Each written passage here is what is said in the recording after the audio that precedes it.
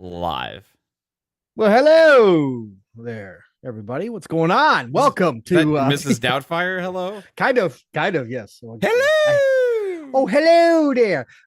Listen, welcome to PM and the PM Pong and Mav and the PM on a very, very lackluster news week. We were hoping we were going to have breaking court news today, but you know what? Mav and I still have got a list of things to get into. And obviously, as you can see from the thumbnail, we are going to talk second half of 2023 because the first half has impressed. In fact, it probably has exceeded all of our expectations. But we will get into that shortly. Chat, you're already all looking absolutely fabulous this evening. It is Thursday. What is today already? July the 6th. I hope you all had a fantastic 4th of July weekend if you are in the U.S. I hope you celebrated safely and had a great time with family or just relaxed like I did. Whatever you did, I hope you had a great one. But let's get down to business. Let's get into some conversation here. Mav, you and I were just talking behind the scenes. You're training a new guy at your job, so that's like we were talking about. That's always not fun normally, which we both agreed upon. But I know you've obviously been playing a ton of Diablo, sir, because we played a ton of Diablo together Saturday and Sunday last week. And then obviously Monday, Tuesday, I had a bunch of stuff going on in the background. So I kind of did solo stuff, but I did see from time to time you were definitely into Diablo. So I'm assuming that's what you've done. That's it. Oh yeah. No, it's not everything. Okay. But you're right. I've been knee deep in Diablo and I've been playing more Nightmare Dungeons solo, just trying to grind them out. Nice. So I hit level 94. Congrats. I'm like, after watching the Diablo 4 stream they had today with the season 1, it's like, do I care about hitting 100 or you know what I mean? Do I take a little break? There's an achievement for it. Yeah. Besides achievement, you don't really get anything for doing that, So correct. It's just doing the same thing over and over again until I hit 100 to say, yay, I hit 100. So I'm like, I kind of dialed it back last night a little bit. But I don't know. I still I'm playing more of it though, just because I enjoy the hell out of it. Even the monotonous grind that it seems to be with the Nightmare Dungeons when you're in the high levels, it's like, it's still a blast. So I'm doing a lot of that. But I did play a PC game yesterday. Whoa. Yeah. Did you get a new PC? No. Okay. You could run this game on a potato. Okay. What did you play? I've been seeing this dumbass game on Jasper's name in the party. It says he was playing some battle bit thing, and I was like, "What is that?"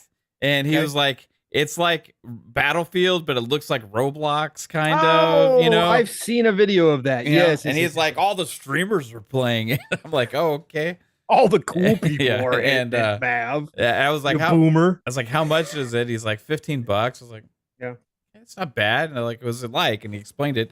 It's not Diablo. It's Battlefield. It's a Battlefield clone. But it's like 127 versus 127. Okay. And there's a bunch of maps and vehicles? I watched the video. Yeah, there's vehicles, helicopters, tanks, everything, fully destructible buildings, all this stuff. And I watched the video and the gunplay was real and good looking, like a Battlefield game, but the characters don't look like real, right? So in the environments. And I was like, wow, that seems interesting. I have to try this. And so I got it and then Jasper played with me last night and on Steam. Yeah, I had my first Steam friend. Nice. Yeah. That's cute. And then I realized the game doesn't have controller support, and it's a first-person shooter.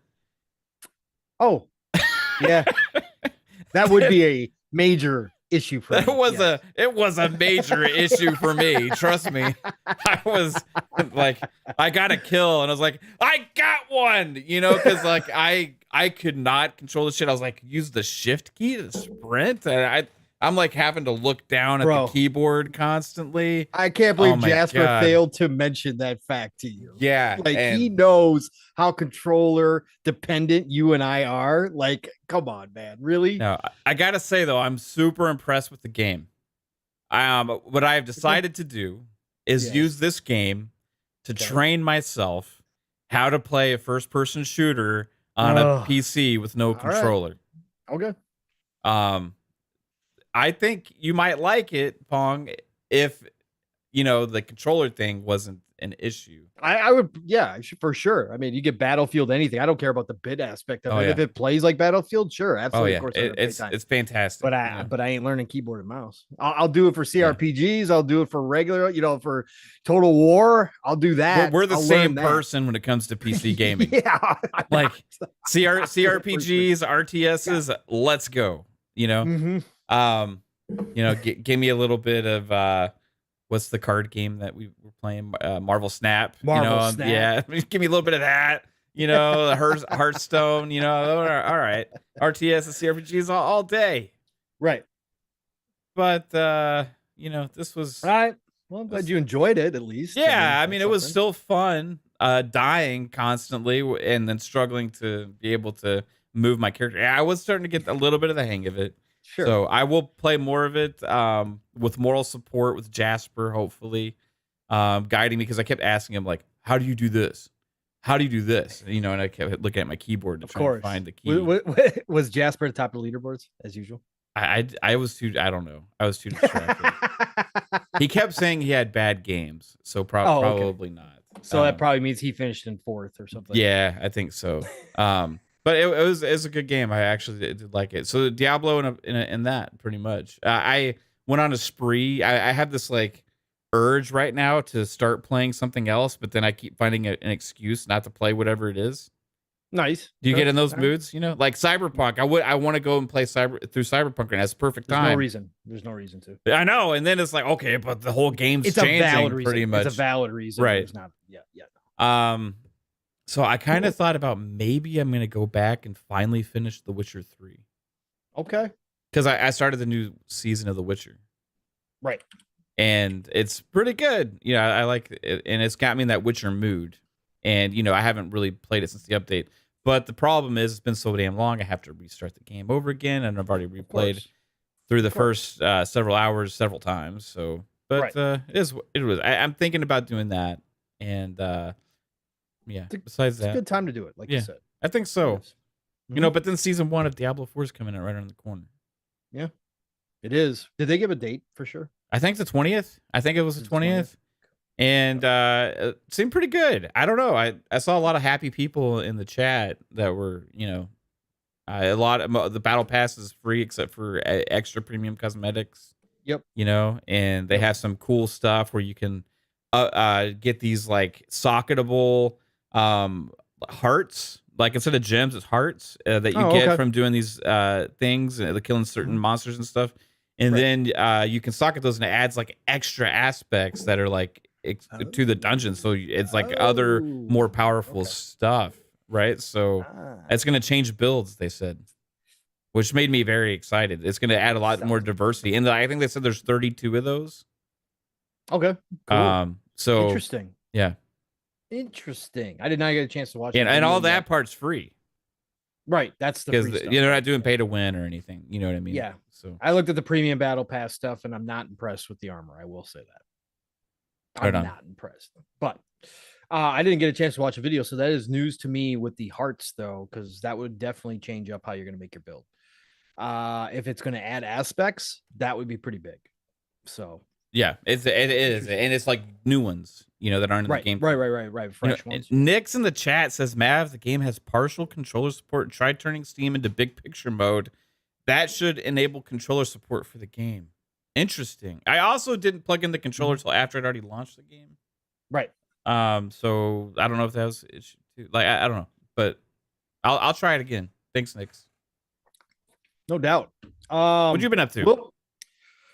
Well, I'll get into it. Wilfry, get used to it. Work for me is getting extremely busy, so I don't have the time to watch or read everything anymore. So there's going to be more moments like this. Like the past 3 years, I've had, well, past 2 years, 2.5 years, I've had a lot of time to keep up on this stuff. But man, the way work's going right now, I'm not going to have that much time.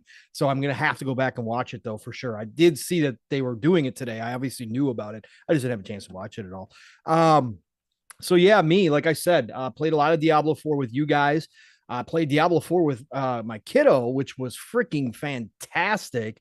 It has been a long time since him and I got to sit down and play a video game together, and that was due to the full crossplay aspect of Diablo 4 because he is on PlayStation. He's got a PlayStation 5, and obviously I've got Xbox. I tried to originally convince him to go get a series, but he won't switch because the majority of his friends are on PlayStation 5. Something we've talked about a lot here, right? That's a big factor in why PlayStation is so popular and why they sell so many consoles. And he plays games like Ark and stuff. He's got almost 3,000 hours in Ark. So like his friend base is strong on that side, right? And he's just not going to leave it. So, but Diablo 4 full crossplay, he hit me up randomly. I didn't even know he had bought it. Yeah. And he's like, "Hey, Dad, you know, playing Diablo 4, really loving it, blah, blah, blah." Because we beat Diablo 3 together back in the day when it first launched. And he's like, really loving it. None of my friends want to play. He goes, "I'm having a real hard time. I'm in level 40 and I'm having a real hard time." So popped on, worked flawlessly. The crossplay worked absolutely amazing. Turned on the chat inside the game, party chat, worked excellent. No problems whatsoever. And him and I got to play together. So I played with him on, what was it, Sunday afternoon. And then again on 4th of July, I hopped on, ran him through the campaign, ran him through his capstone dungeon, got him to tier 3. Nice. Got him up some levels. He's like almost level 50 now. Got him some new gear, started showing him the ropes on the gear a little bit because he hadn't paid attention to any of that stuff. And so started getting them up to speed a little bit. So yeah, I had an absolute blast with you guys. And of course, with my kiddo playing Diablo 4. And then, like I said, I got busy behind the scenes and really I had tons of stuff going on too, but I was like, I could probably still hop in Diablo for maybe an hour here, 2 hours there. But I was like, you know what? I actually really do need a break. I'm like, I need a break from Diablo. I've put like, I don't even know. I haven't looked at my hours recently, but I think I'm at like 130 hours already played. So something like that, 120 hours played already in Diablo 4. And I was like, you know what? I do need a break. And so I went and I had been waiting on a couple Game Pass games to drop. And also I got another one in there too, but Arcade Paradise dropped into Game Pass. Arcade Paradise. What is Arcade this? Arcade Paradise. We saw this previewed, I want to say last year, Mav. It's from published by Wired Productions, who do a lot of indie stuff, obviously. They're pretty well known in the indie scene. But this is a game where you inherit, it's set like in the 90s, and you inherit, well, you don't inherit, but your dad makes you go work at his laundromat in this small town. Okay. And he's let the laundromat go. And so he puts you in charge because you dropped out of college. Do you turn it into an arcade? There's an arcade in the back, Mav. There's an arcade in the back. So you got laundry in the front and you start doing the laundry and you got to actually do the laundry, right? So it's one of those games, right? You're balancing because you got to make money, right? You got to make money. So you got to do the laundry and all that. You got to clean up, right? You got to pick up trash. You get money for picking up the trash, throw it in the trash can, all that kind of stuff. Right. So you got to get this place up to speed. And then you open up the back door and there's a small little arcade room back there. And you're talking to your sister on the side as well through their computer. It's an old PC. Right. It's got the modem, sounds and everything. It's classic, bro. It's awesome. So you chat with her and you're like, "What's up with the arcade?" And she's like, "Oh yeah, convinced Dad to put a couple of them in there, but he hated them. He thought they were worthless, blah, blah, blah." She's like, "But what he don't know won't hurt him. Why don't you fix the place up?" So then you start balancing it out. And you also have goals that you have to hit each day, which gives you bonus credits on top of that, where you can buy upgrades to this place. But then you have to balance your day from doing laundry, and you get graded on the laundry. So depending on how much time you take, because you're timed during the day, right? You got to watch, you got an old PDA. Oh, wow. That you bring up. You got an old PDA. Wow. It's classic, bro. I'm dying. My nostalgia is dying. I'm like, oh my freaking God, this is amazing. So they got to balance out the time that you spend in the arcade because you actually earn for playing the games as well. and the time you're doing the laundry. And you got to make that balance, and you watch your earnings. It's got just like the old lemonade stands and whatever else games that we used to play. You got your earnings, and you got to watch all that grow and that kind of stuff. You keep getting calls from your dad. Finally, you do well enough. Your dad lets you alone. Well, then you can start talking. Your sister works for the city, so she can open up. She can get you approved to open up areas in the building.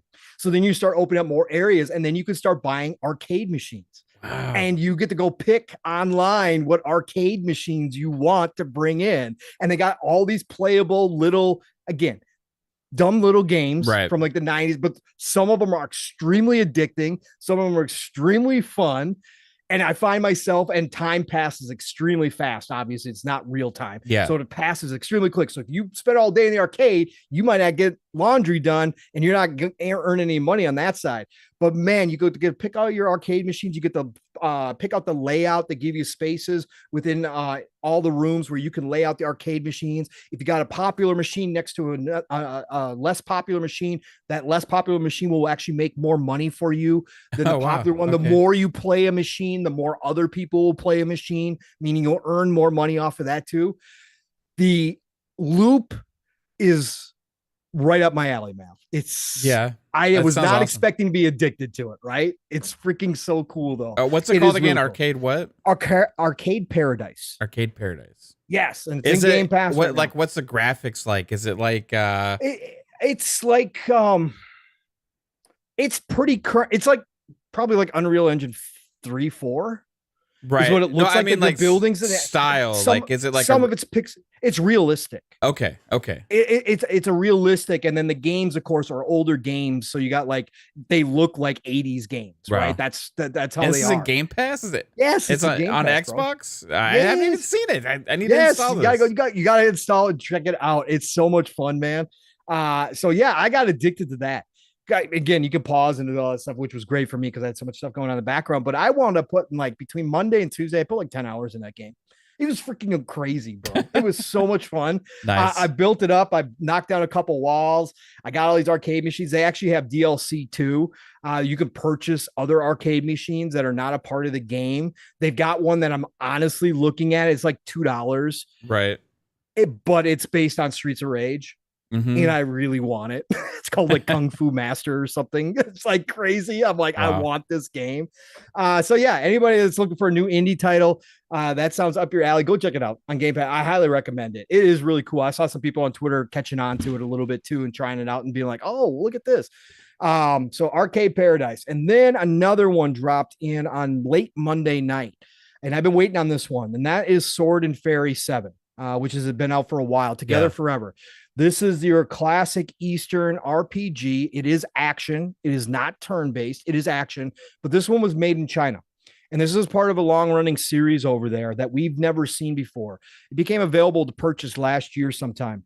And then we got word that it was coming out in Game Pass. Listen, I haven't had this much fun with an Eastern-style RPG in a long-ass time. Really? It's not. Is it kind of like Tales series? Kind of like Tales a little bit, but even a little bit of Dragon Quest in there too. Okay. From the style, there's a little bit of Dragon Quest to it, but it's definitely Chinese. You can tell the difference if you play enough games. You can tell the difference between Chinese art style and Japanese art style. They all have an Eastern flavor, but there is a difference there. You can definitely tell this one. It's not AAA, so don't go into expecting that. There are little quirks here and there and little performance, tiny minuscule issues coming in and out of pause screen where it gets really wonky. But other than that, the actual gameplay is fun as hell. The story is cool as hell. I'm digging the story. I'm digging the monsters they've got into it. I'm digging the way that the actual action aspect of the combat actually works. You've got all your RPG stuff that you want in there. It is really, really good. I am very impressed with this team. It is a beautiful game at points. There are other points where you go, yeah, I can kind of see that they didn't have an actual budget here. They went, that kind of stuff. But some of the character designs are absolutely incredible. Their attention to detail is second to none when it comes to over there. When it comes to the cloth materials and the things that people are wearing, the little details are unbelievable in this Right. game. I was just having a great time in photo mode. They have actually got a photo mode, which I found. I couldn't find it at first, but they actually have a photo mode. So yeah, Sword and Fairy 7, Together Forever.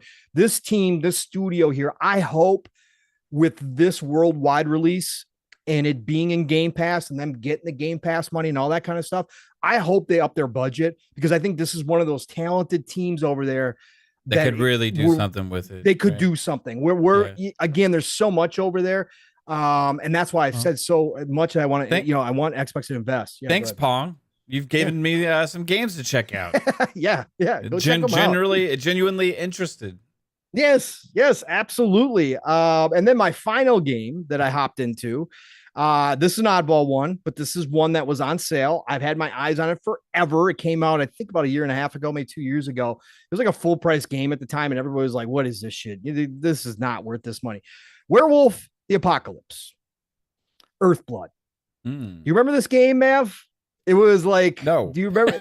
You don't? Okay. No, I don't remember. We so rarely get werewolf games, right? Oh wait, so is this the game that came out and people were excited, then it kind of flopped? Yes. Oh, I remember. Yeah, then it flopped. Yes, it had the really cool trailer and it had the cool box art and stuff. Correct. Yeah. You remember now? Okay. Yes. So I've been watching this thing forever. It was on sale this past week for $6 for the series version. Did I miss? Is it still on sale? Yeah, it's gone. Fuck. Gone. Okay. So it's gone. So it was $6. I was like, okay, I've got $10 from my Microsoft rewards from last month. I'm like, I'm just picking it up. So I picked it up. Bro, let me tell you something. This game, no. Is it special in any way, shape, or form? Absolutely freaking not. Did anybody who bought it at full price have every right to say, what the fuck did I just spend my money on? Absolutely you do. Okay. Because the way they marketed this game and the way the game actually is, no, it's not a full price game. Right. Let me tell you something. For $6, and you guys have heard me say this before, you've heard Matt say this before. For $6, if you're going to give me a game that reminds me of the 360 generation type fun, and it's brainless, and it's just like, okay, I'm just here to play a video game and I'm going to put a smile on my face because I'm actually enjoying myself, then it's worth $6 to me. And for Werewolf the Apocalypse, that's exactly what this is, man. This has the stealth of a Splinter Cell. Your whole main goal through every level is to try to stealth. And they give you multiple pathways. Yes, because you can transform into wolf mode anytime you want to. Not werewolf, but wolf. You can become a wolf anytime and run around these places in wolf mode, which makes you harder to see. You can also crouch. You only get a crossbow for silent kills. You get no weapons outside of a crossbow. So the whole idea is to do it stealth. The enemy AI is 360 era level AI, right? Mm-hmm. But if you do happen to get caught out in the open, well, then you just transform into a werewolf and you just murder everything on the screen. And it's freaking amazing, bro. You have execution. You become Steel Rain in Diablo 4. You become Steel Rain in Diablo 4 at that point, literally. Like, you grab these dudes, you can throw them, or you can execute them by ripping their limbs off while you're walking around. And you're just slaughtering everything, and there's blood everywhere. Like I said, this is not an award-winning game. I understand why people were disappointed, but for $6 this game is cool as shit. The writing is not good. Okay. It's not. You're a bunch of eco werewolves is what you are, man, by the way. Mm-hmm. So you're trying to protect Mother Earth Gaia. Right. So that's your whole strategy. That's the whole point of you being a clan. And the character models look like they should be 360 era character models most of the time. But again, none of that matters. When I spend $6, if I have a smile on my face and I'm going, damn, that was cool, as I look around this huge entire room and there's just blood splattered on the wall and pieces of bodies, and I'm a hulking werewolf, I'm going, I like this. Nothing else out there like it, at least. That's for sure. Right. We do need more werewolf games, by the way. So that was my interesting 4 days off. Tried a bunch of stuff, but seriously, Arcade Paradise, I for sure anybody out there, give that a shot. See if it's again, the loop isn't going to be for everybody. Yes, there's a lot of people who hate doing, like manual labor in games, and it kind of is monotonous and boring, putting the laundry in, waiting for the timer to count down, taking the laundry out. But for a lot of people, that loop is actually addicting, and it can be like me watching my money grow, thinking about what arcade machine I want to buy next, which one looks cool, because you can't try them out beforehand. So it's like I'm reading the descriptions on this freaking fake PC monitor going, God, is that what do I think that one's going to look like? What's that going to be like? And then buying it and seeing if it actually turns out to be cool. So try Arcade Paradise, Sword and Fairy 7. If you're looking for a JRPG, action-based, not turn-based, but action-based, you can do a whole lot worse than this game. This game is actually really, really good. Enjoying the hell out of it right now. So go try that one too as well. But that was my week, Mav. Yeah, nice. That's some good random games. Yeah. I was back to my randomness. I've been on Diablo for so long. I'm a grazer, for God's sakes, and I've been 120, 130 hours deep into Diablo 4 for so long. It felt good to get back to grazing. I have to admit, I've missed you on Diablo. Just a little bit. Oh, that's nice. We did play Saturday and Sunday, though, for like a lot. Not enough. We were up until late. Yeah. I mean, you went to bed early a little bit, like 1 o'clock, 2 o'clock. I mean, we were up until like 3:30, but yeah. I don't know. It's not enough. Not enough. Yeah, I know. I'll be back on Diablo here. Just again, got so busy and getting home so late that it's just easier for me to pop in something like that, because I got to get my bed schedule set too here for work, because it's getting insane. Yeah, I hear you. It's going to be tough. So, but yeah, no, interesting week for sure. But again, Game Pass delivering through and through. Again, I've seen the Game Pass stuff coming up again because people are running out of stuff to talk about. Yeah. Besides the Illuminati stuff, which is even, it's probably the most ridiculous thing I've heard yet, but yeah, that's saying a lot in this community. But I've seen the Game Pass pop up again, talking about how it's not worth it without their day and date games. And I'm just like, I don't get it, guys. Like, I don't understand. For me, it's like the best deal ever in gaming. Like this is my dream come true, to have these types of games drop in there. And the minute that we have other big titles dropping in there, my God, it's going to be even better. But right now it's on fire, and again, they just announced the Game Pass titles for this week, which we'll talk about here, Mav. Something like Grand Theft Auto 5 dropping back in. I don't own Grand Theft Auto 5. So I've owned it once. Flint Dog just sent me a DM on Twitter, and on his Xbox right now, at least, Werewolf the Apocalypse is still $6. Oh, it is. Yeah, so I'm gonna get that after the show. I thought it ended Tuesday. My bad. Grab that off. Grab that, man. You might like it. You might enjoy it. I get $6. You get 10 hours out of it. It's good. So it's more than that. It's more than that. That's what I use my Microsoft rewards. Either movies, right? Yeah. Like I'm impatient for, right? I don't feel like waiting, or I get like games that are ridiculously cheap on sale and add to my library, right? Yep. Well, shout out to Foot Dog for letting us know. Thank you, brother. I thought that was part of the sale last week that ended on Tuesday. So thank you for that. And I'm going to be making a run here on the Steam sale as well, Mav. So I will be on PC. I am getting Baldur's Gate 3 day one, by the way, on PC. Yeah, so I'm going to get it on PlayStation. But I have to wait a couple weeks. You do. That's because they, even though they announced earlier in a big fashion that it was coming day and date to PlayStation, now they went back on that. But they did say that we're targeting 60 frames on it, and that's one of the reasons why they pushed it back. So that has me happy. Larian does a great job at porting these games to console. They've done a great job before with Divinity. So I probably get it on console. I want it on PC though. It's just that I'm not going to be having my new PC by the time that comes out. Probably. I don't know. We'll see. Yeah. It's my Calorie.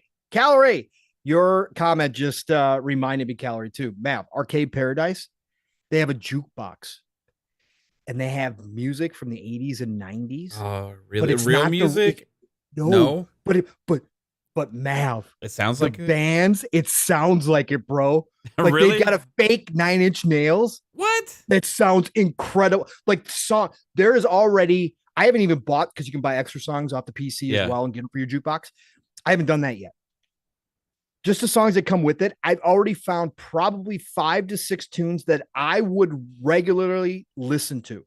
Like, no joke. Like, if I didn't know who it was and they sound like from that era, you got grunge, right? No you got way. grunge. Yes. You got grunge. You got techno.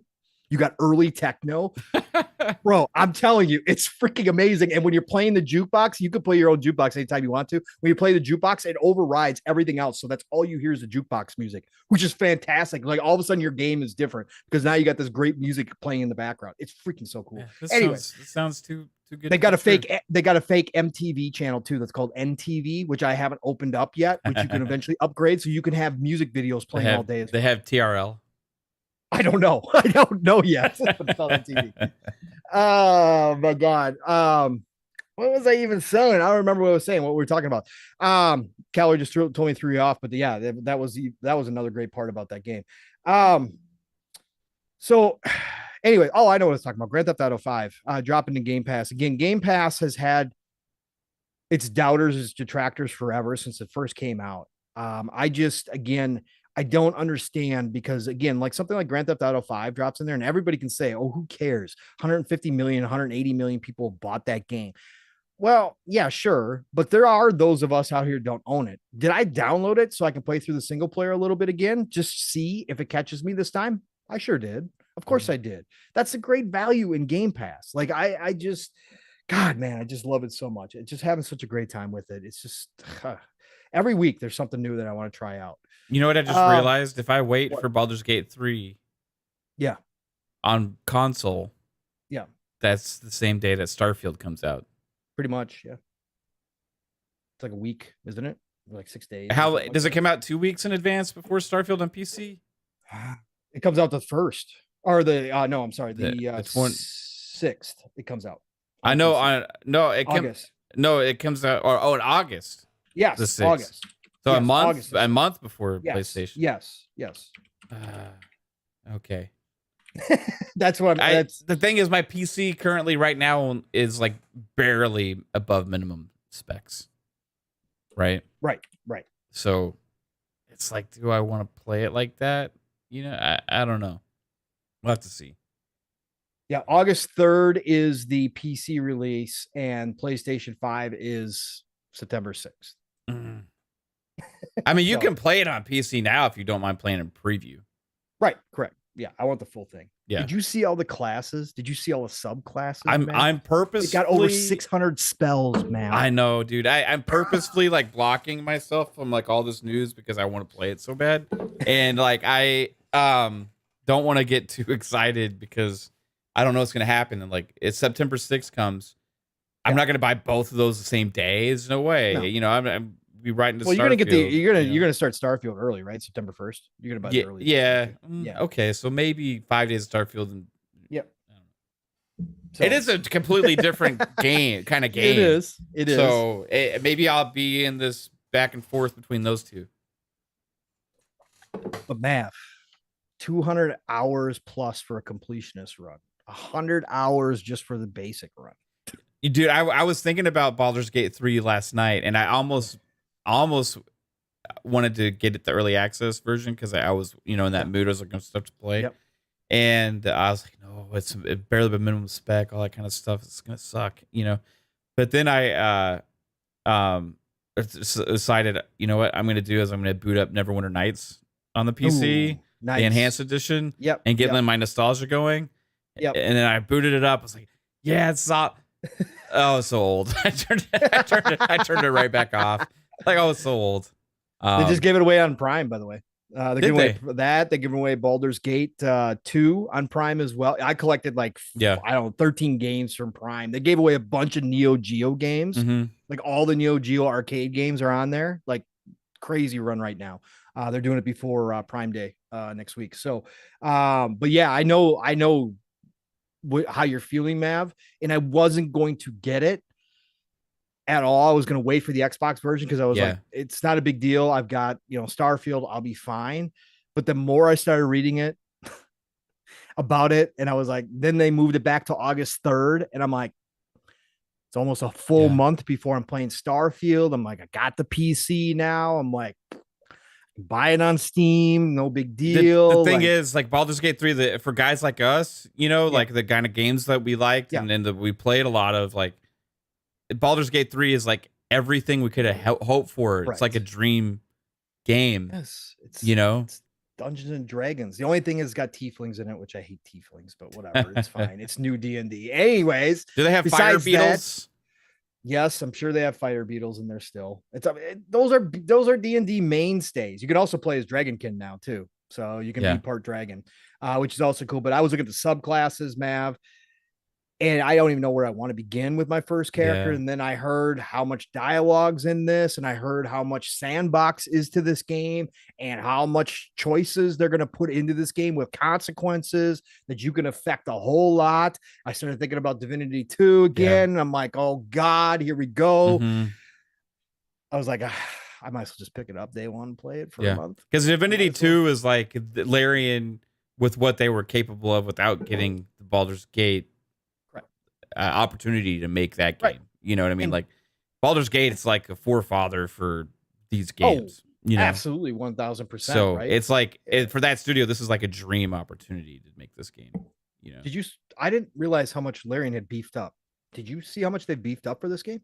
I had no idea. There are over 400 people, man. What? Yes, 400. There are over 400 people working on this game right now. Wow. Yes. So when I hear that, and I know Larian's quality, because I thought Larian was still pretty small. Like, I think I've even said it when discussing Starfield versus Baldur's Gate 3. And then I looked it up the other night. And I'm like, you got to be freaking kidding me. No, there's full articles. They're 10 times bigger than they used to be. I was like, what?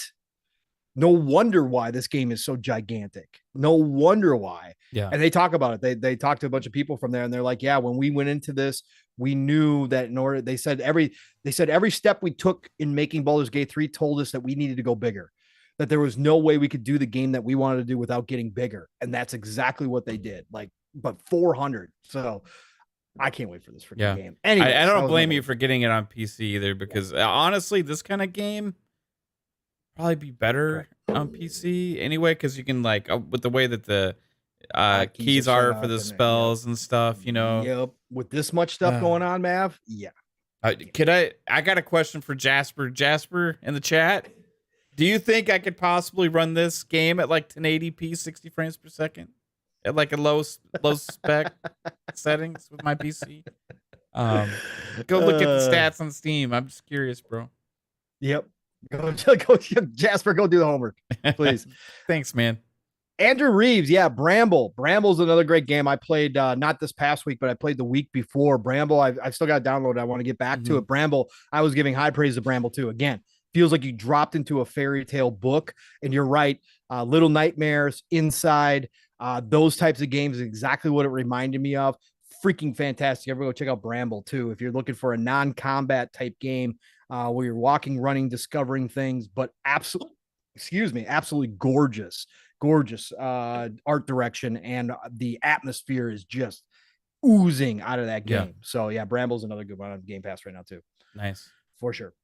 All right, man. Let me we got any super chats or anything you gotta get to? No, we're good, bro. We're free and clear. Over 122 beautiful people in here on this light news week. Love you all. Thank you for showing up. I'm going to shout out here, as we always like to do. Nick's is in the house, the one and only. Far Q is in here. What's going on, Far Q? Base Digi, what is going on? Base Sappho, always great to see you, my friend. The aforementioned actually guy. I was going to say something else, but we'll say actually guy. Lore Master Jasper's in here. Doom Reaper is in the house. Talos Ray, what's going on? I shouted you out because I actually read your comment, but Andrew Reeves, great to have you a part of the show, and thank you for that comment reminding me about Bramble. Lonzo 86, what's going on? We got AJH in the house as always. Thank you for joining us. Nighturnal's in here. What's going on, Nighturnal? Great to see you. Snooky Jackson dropping on in to say hi. What's going on, Snooky? Calorie, great to see you, brother. How are you doing? I hope you and the fam are good. OCD Gamer is in here as always as well, saying hi to me and Matt. What's going on, OCD? Masshole 1977, what's going on? Decado is in the house as well as always. Who else we got in here? We got the one, the only brother from another, Psychonauts is in here. He's looking forward to Sea of Stars, which was getting a demo for the ID at Xbox showcase coming up here, which Mav and I will touch on as well. That's his game of the year already. He wants to play it more than he wants to play Starfield, everybody. Unbelievable. J-Mo Money. What's going on, J-Mo Money? Spider-Man 356 dropping in here to say hi. What's going on, Spider-Man? Booty Hunting Click. Vic, what are you going to change your name back? I like your old name. I don't mind this one, but I want to say Vik The CLiCK every single freaking time. And you're right, it's taco night. Isn't that a part of booty hunting? Is taco night? Oh my god. Anyways, I digress. Don Sicario, what is going on? Don also says Bramble is fire. Yes. What is going on? Oh, brother from another, Steel Rain dropping out in here. It's not past midnight yet, so we shouldn't get the live, loud, and raw Steel Rain. Yes, I said loud. The blue one, what's going on? Fist is also a good game. Yes, I mentioned that week as well. The one and only brother from another 3-bit is in the house. Is going on 3-bit. Ben Millard is in here. Great to see you, Ben, as well. Who else? God, you guys have been talking up a storm. Yeah. Void Rat is in here. What's going on, Void? Great to have you a part of the show. It's Timmy. It's Timmy's in the house. What's going on? It's Timmy. The Beer Baron is back. Hope you brought extra for everybody. Thanks, Beer Baron, for dropping on in here. TSWS Gaming. What's going on? Great to see your name in the chat as well. The one, the only BigMADMoe is in the house. What's going on, Mo? Great to see your face. Prey is in here. What's going on, Prey? Great to see you, sis. Triz, you know what it is. I'm not sure what you're speaking to, but Triz, great to have you a part of our show, as always. Anonymous Boss, what's going on, Anonymous? Hope you're not my boss. Let's see here. Sin, what is going on, Sin? Great to have you a part of the show. Nate Dog is in the house. What's going on, Nate? Remake Station 5. What's going on, Remake Station 5? Name always cracks me up. The beautiful, the one, the only, the amazing thumbnail maker herself, the one who lets Mav do this show out of the kindness of her heart. Caitlin is in here. What's going on, Caitlin? Great to see you. Thank you for the awesome thumbnail and for sharing it out. Appreciate you all the time. Who else? Joe Dunmore. Joe Dunmore's in the house. Joe, great to have you a part of our chat as always. Tony Grasso is here. What's going on, Tony? Great to see you, brother. Web Dave. What's going on, Web Dave? Great to see you lurking on in here as well. I think I got everybody unless people popped in the bottom, which always happens, of course. Risk it for the biscuit. What's going on, brother? Great to have you a part of the show. Duke Togo 13, Ken Hills, Xbox. Wait. What does that say? Xboxer Mike? Xboxer Mike. I like it. What's going on, Xboxer Mike? Great to see you in here as always. And I think I am caught up. Deadwood 13. What is going on? I see you dropping in here. Thank you, everybody who's watching us right now, tuning in live, or if you're listening to us in the future, that same love goes to you as well. If you're just lurking, appreciate that lurk. Always. It's never expected, but always appreciated around here. All of you are. So thank you for joining us. So Matt, where should we go, brother? What should we do? What should we do here? Do you want to start with the big topic and talk about the second half of the year? And then we can get into some of the smaller topics and make sure we got, we'll just go through the smaller topics. Let's take a moment and look back at the first half of the year. Oh, you want to look at the first half of the year? So that way we can go back. What's the game of the year for you so far? What do you think? It's Diablo right now. Diablo 4. Yeah. And again, this is not because I've been Xbox only, right? I can only speak on for sure, like for me personally, what I've played, right? So Diablo 4 is my game of the year. If you're talking about overall, I can still speak on like Zelda Tears of the Kingdom because I understand how big the game is. And I've certainly heard enough people praise it. I understand the love that it's going to get. But for me right now, it's Diablo 4. I think that Hogwarts was this year, right? I forget. Yeah, it was. Yes. It was like January or February. Crazy. Yeah. It's so crazy, bro. We've had many games? Hogwarts. We've already had you know, the two big remakes, Resident Evil 4 and Dead Space. Which I still say can't be in Game of the Year, but that's just me. That's fine. We've had Final Fantasy 16 hit, Diablo 4 hit. Let's see, what else was there? Street Fighter 6. And I'm just trying to think of the games that got like universal praise for the most part right now. Yeah. Even just those, it's like a lot for the Jedi Survivor. Jedi Survivor, which was a big one for a lot of people, obviously. So we had Persona 4 Golden drop in. We had Age of Empires 2 console edition drop in, definitive edition drop in. Hi-Fi Rush, Duke Togo Hi-Fi says, Rush, absolutely, of course. I'm looking back right now. We had Forspoken. Oh. We also had Redfall. Well, no, I was lighting that one up for later too. I'm going back through just to see if there's anything else that we're not. Again, it's been such a crazy year. Yeah. It's really hard to keep track of everything that came out. Shadow Warrior 3 is great, by the way. That dropped also. That's a Game Pass. Freaking amazing game. Like a Dragon Ishin came out. Atomic Heart came out. We had what else do we have? We had, I'm just looking for the big stuff here, but I'm going through the entire list, which is always tough to do. Of course we had Dead Island 2, which also dropped. A lot of people. I can't wait to pick that up later down the road. Octopath Traveler 2 hit, which a lot of people are absolutely love too. I know that for a fact, but of course. The big Switch game, obviously, Zelda. Yep. The Switch game is Zelda. Right. Which I mentioned earlier, it is absolutely, and again, it's probably the front runner for Game of the Year right now. I don't deny it, even though Diablo 4 I certainly think is got to be in that conversation. But I think Zelda Tears of the Kingdom, just because it is Zelda, because it is Nintendo, because they did knock it out of the park, because the critics absolutely adored it, absolutely 100% is probably front runner. Nick says Wolong, Yep. I was just coming to Wolong. Good call, Nick. You read my mind, brother.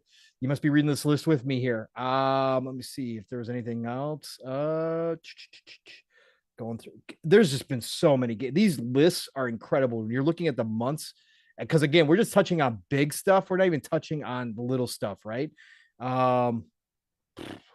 We had so much. That was Jedi Survivor. Yeah. We already talked about that.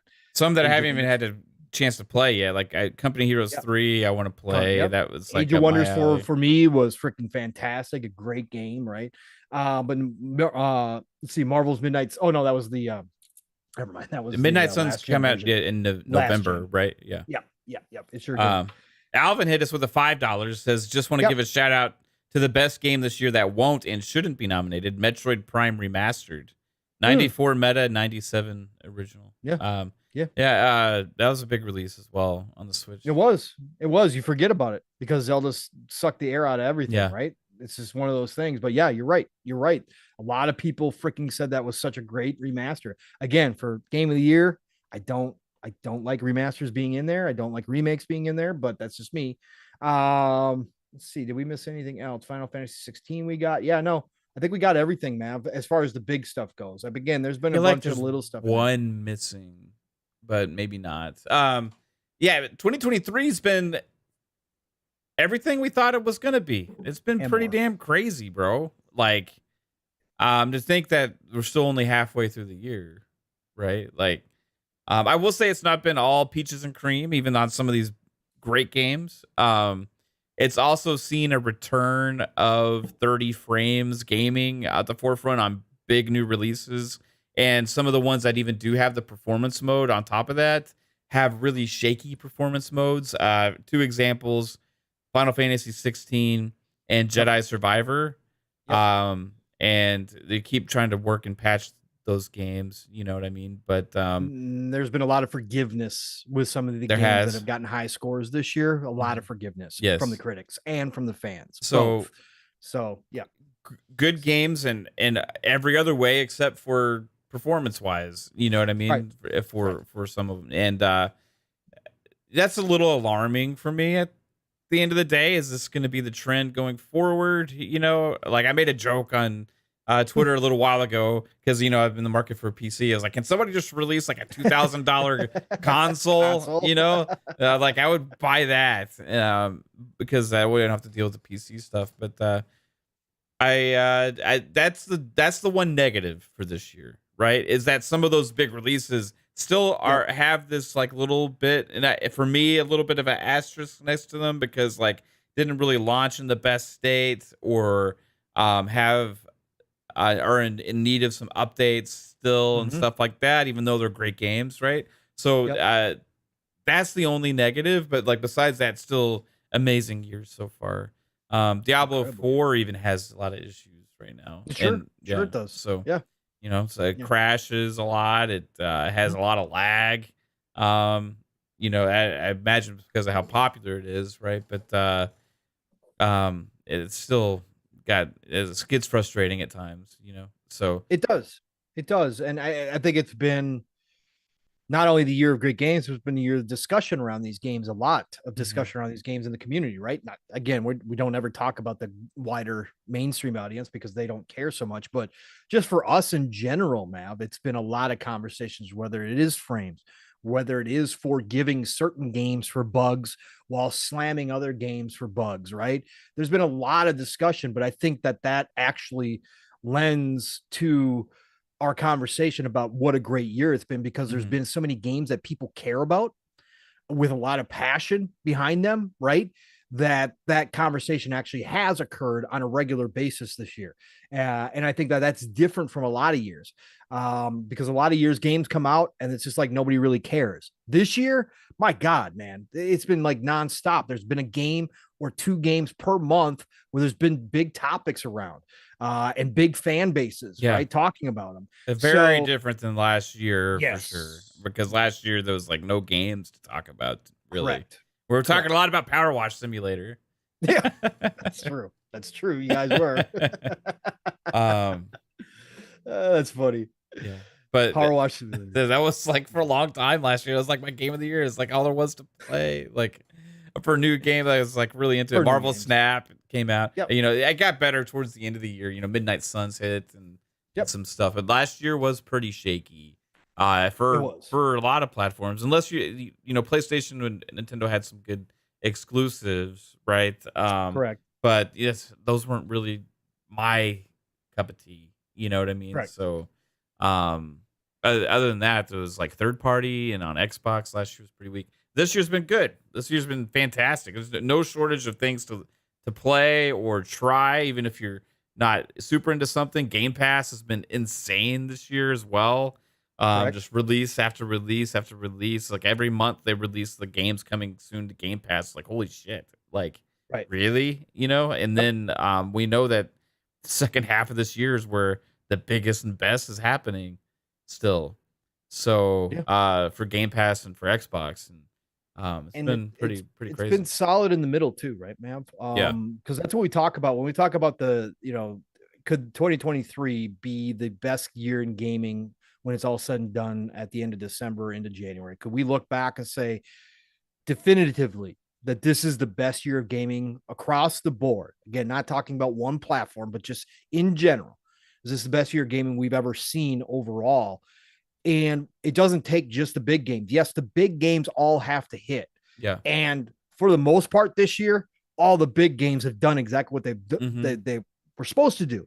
But then we've got the middling games too, right? The mid-tier games that come along that do better than expected. And we've had a bunch of those with really good scores, right? You get your Dead Island 2 out there, right? Dead Island 2, a lot of people didn't have any expectations for, and it shows up and there are still people conversating about it today, right? About how great this game is and how polished it turned out to be compared to even some of the bigger name games that came out this year. Dead Island 2 was really, really polished, right?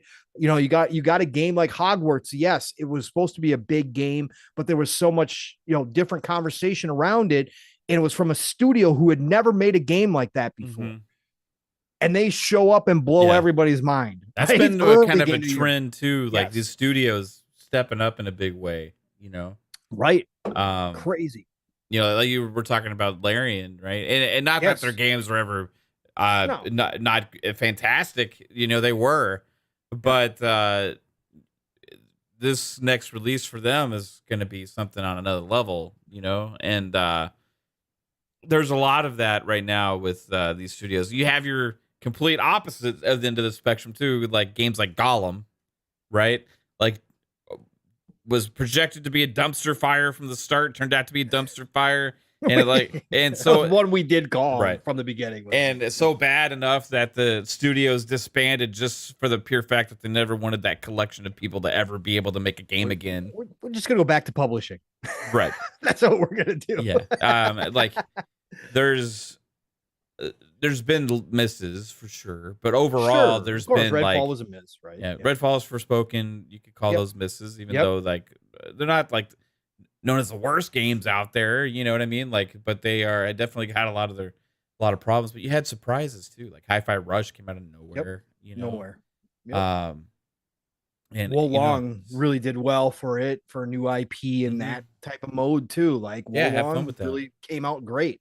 Not very many problems at all with Wo Long. And so I think that's the overarching theme this year is just like you said, you've got one part.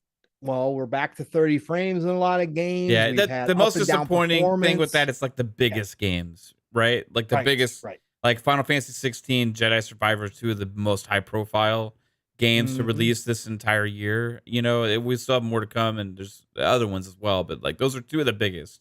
And for those to launch with the performance modes that they have was kind of the kind of crappy thing. You know? But so we had that side, but then we had the other side too, where it has been a lot of high quality stuff as well, right? And some of it's mixed together, like we talked about. But the idea is that that's only the first half of this year. Yes. Like that, if you just gave me this list that I just scrolled through, like this list that I just scrolled through up until today from GameInformer.com, and it's not even a full list. Like this is the most complete list I can find. Because Steele and I do this every Saturday. We'll talk about the next week's upcoming games, and you guys do it on FSP as well. But this is like the best, most complete list I can find. But just scrolling through that, if you just gave me that list up till today and said this was 2023, I'd be like, wow, yeah, pretty damn good year right there. Yeah, for sure. That holds up. Right. And we've still got another 5 months and 3 weeks left. Yeah. Right. Almost a full year, half a year left. Half a year left. Yes. So that's how good it has been. And then, getting into the upcoming games here, Mav. Listen, obviously, I mean, we all know here, right? Well, we just talked about one, Baldur's Gate 3, right? Coming in August. Not going to be for everybody because we still don't have an Xbox release date yet. They're working on it. Again, the latest update was that Xbox actually has part of their engineers in there trying to help out Larian to get the split screen working on the Series S. That has now been confirmed to be the official problem is the Series S can't handle the split screen. And because Microsoft won't give them an exemption on the S, it has to be, it has to be the same as the Series X, right? It has to have parity in features with the Series X. They won't let it happen. So for right now, we don't have a date on Xbox. And again, as Mav and I talked about, the PlayStation 5 is September 6th, and then the PC version is August the 3rd. But Baldur's Gate 3 is going to be gigantic. If you go anywhere on the PC side of things and start seeing what people are talking about, it's Baldur's Gate 3. In this community, now it's become, Baldur's Gate 3 versus Starfield. Yeah, it's because of the circus. These guys just never stop to find ways of making the dumbest comparisons of all time and why this is it. And I've actually seen Xbox guys hating on Baldur's Gate 3 now. Yeah, like, it's not Baldur's Gate 3's fault for being used fault. Like that. Like and it's not Larian's fault that the Series S isn't being able to do the split screen right now. It's not their fault that they're delaying the Series X. It is what it is there. So I've seen that narrative. But Baldur's Gate 3 is going to be a gigantic release this year. And again, like you said, Mav, it's been in early access on Steam, so they've been building this with the community for a couple of years. Yeah, for a couple of years. Like it's been there. I thought about getting it when it originally dropped, but I was like, no, I want to wait and play it like when it's complete. Right? Exactly. So I think because of all that, Mav, it's going to come out in a really good state. At least on the PC side of things, for sure, it's going to come out in a great state. And I think there's going to be people clamoring for this to be up for Game of the Year. I think Baldur's Gate 3 could be in that conversation this year. Again, like we talked about, I didn't realize that Larian's now 400 people. That's no longer an indie or a small dev studio. That's a full-fledged AAA studio. So we are getting a AAA CRPG this year, brand new, and one of the most beloved franchises in the history of CRPGs in Baldur's Gate. Bro, you think maybe that if once it hits all platforms, this could be a game that transcends the genre a little bit because it's not a very popular genre on console, right? Correct. On a PC, it used to be one of the most popular genres, right? You had Baldur's Gate, and even games like Diablo and stuff like that kind of take things from that kind of style of game. So this is something I'm really looking forward to. But that does not mean it's like there's a different kind of game like Starfield, like I'm not trying to like put down Baldur's Gate 3. It's just a different kind of game, right? It is. And Starfield is more of a generational type game, right? Correct. And I think Baldur's Gate 3 was going to be probably amazingly badass. It shouldn't be used in like console wars shit because of like a temporary exclusivity or whatever. Correct.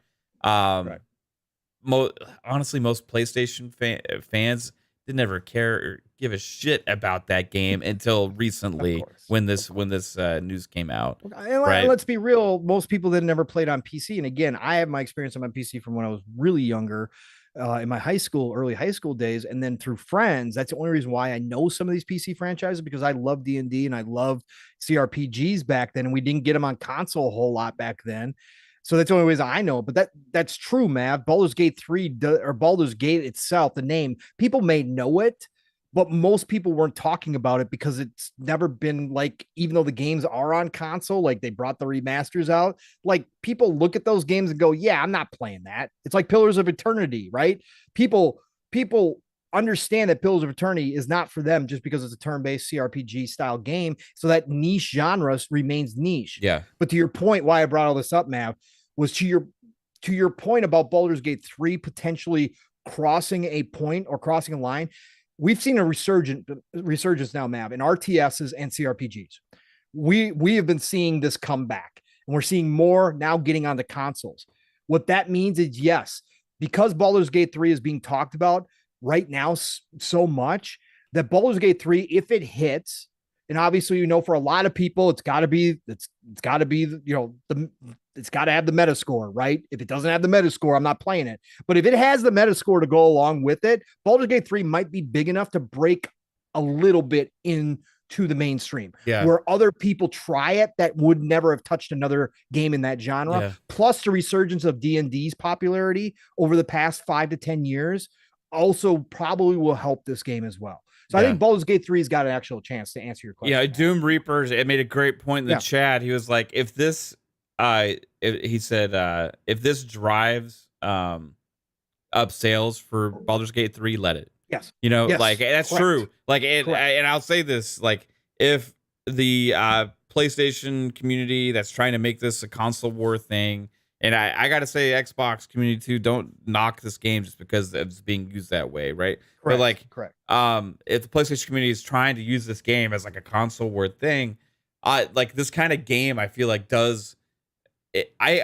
That's a great point, because like it gets put into a different level of thinking at times for like console gamers that would have ignored it before. Yep. Right, so maybe they'll play it just to try and be like, oh, bragging rights or whatever. But I don't care, as long as they're getting to play the damn game and it helps the game, because I want more games like this at the end of the day. And big budget ones, and I want them to see, wow, this kind of game can draw a huge audience and create hype and help a brand and all this kind of things. Because guess what, that might mean we get more investment in those kind of games from big publishers and stuff. Like they did with this. So. That's a fantastic point, dude. Gaming Forte with the $5 super chat. Forte, what's going on, brother? It says, unfortunately for Mav, with more than half the year complete, Legend of Zelda Tears of the Kingdom is still the undisputed game of the year. Diablo 4 is a close second. Hashtag sorry. Thanks for the $5, Forte. It's okay. I will concede that Zelda is probably the consensus game of the year right now. However, Starfield might give it a run for its money. It might. Once again, Todd's beat Zelda twice before, folks. It might happen. If he does it a third time, man, if he walks in with a new IP, let alone one of the well-established franchises like Fallout and Elder Scrolls, but if he walks in with a brand new IP from that team and beats Zelda for a third time, especially a game like Tears of the Kingdom that is so highly rated and praised, but Starfield just blows critics' minds, he's cemented forever, man. He is the echelon. Yeah. I'm sorry. That's a Super Bowl right there. That's winning the Super Bowl 3 times against a favorite. Yeah. You know what we're going to see if Starfield wins Game of the Year? Yeah. Tears of the Forte. Tears of the Forte. That's what we're going to see. Tears of the Forte. That's what's going to happen. Tears of the Forte. Don't come crying to me, Forte, when Starfield wins Game of the Year, bro. Just saying. Yeah. Oh man. What were we talking about even now? Now Forte threw me off because I was thinking about how crazy it actually would be if that actually happens. What were we talking about? We were talking about Baldur's Gate and Baldur's Gate 3. That's right. That's trying to find finding a new audience because of this console war bullshit. Correct. Baldur's Gate definitely has the potential to break into the mainstream. And like Matt said, you said the key point too, Matt, that I didn't bring up when I was doing my long speech there. Baldur's Gate 3 really is the first AAA. Again, that's why I looked up Larry the other day. AAA type CRPG coming out with this high of production value, right? Like this big of a budget with this many people working on it, which could grab more people because people look at the other CRPGs and go, nah, I ain't playing this. But this one, they might just try it and they might like it. And for people that are familiar with Baldur's Gate, like, guess who the original developers of Baldur's Gate is? BioWare, right? Like, this is what made BioWare, right? I mean, the pedigree of this franchise is deep. It is my dream that somebody like Microsoft or even PlayStation, I don't care who does it, goes and approaches all the old BioWare team, wherever they are, and just offers them whatever it takes to come back and make a last run at RPGs in some form or fashion. That BioWare team is one of the best dev studios that anybody's ever put together, hands down. And I will battle anybody on that. When you go look at the list of RPGs in all different genres, different styles that group made together, it is unbelievable. I know that people left and came. I know it was once the two doctors left, it was downhill from there. But like if you go back to their history, right? You have Baldur's Gate, Neverwinter Nights, which is on my top 10 games of all time, maybe top 5. Correct. Right? You have Knights of the Old Republic, right? Correct. You have Jade Empire. You have Mass Effect. Dragon Age. Then they kind of go downhill a little bit after that. Right, but that's when people really started leaving, right? That's when things started getting disbanded and people really started Did they make like a Sonic RPG or something at one point? There was like, I can't remember. It was like way back in the day. Or no, maybe it was Blizzard. I can't. There was like some like game that was weird for who. I can't remember if it was Blizzard or Bioware. Are you thinking of MDK2? MDK2 was different. No, there was like some like Sonic RPG like on an old like handheld or something.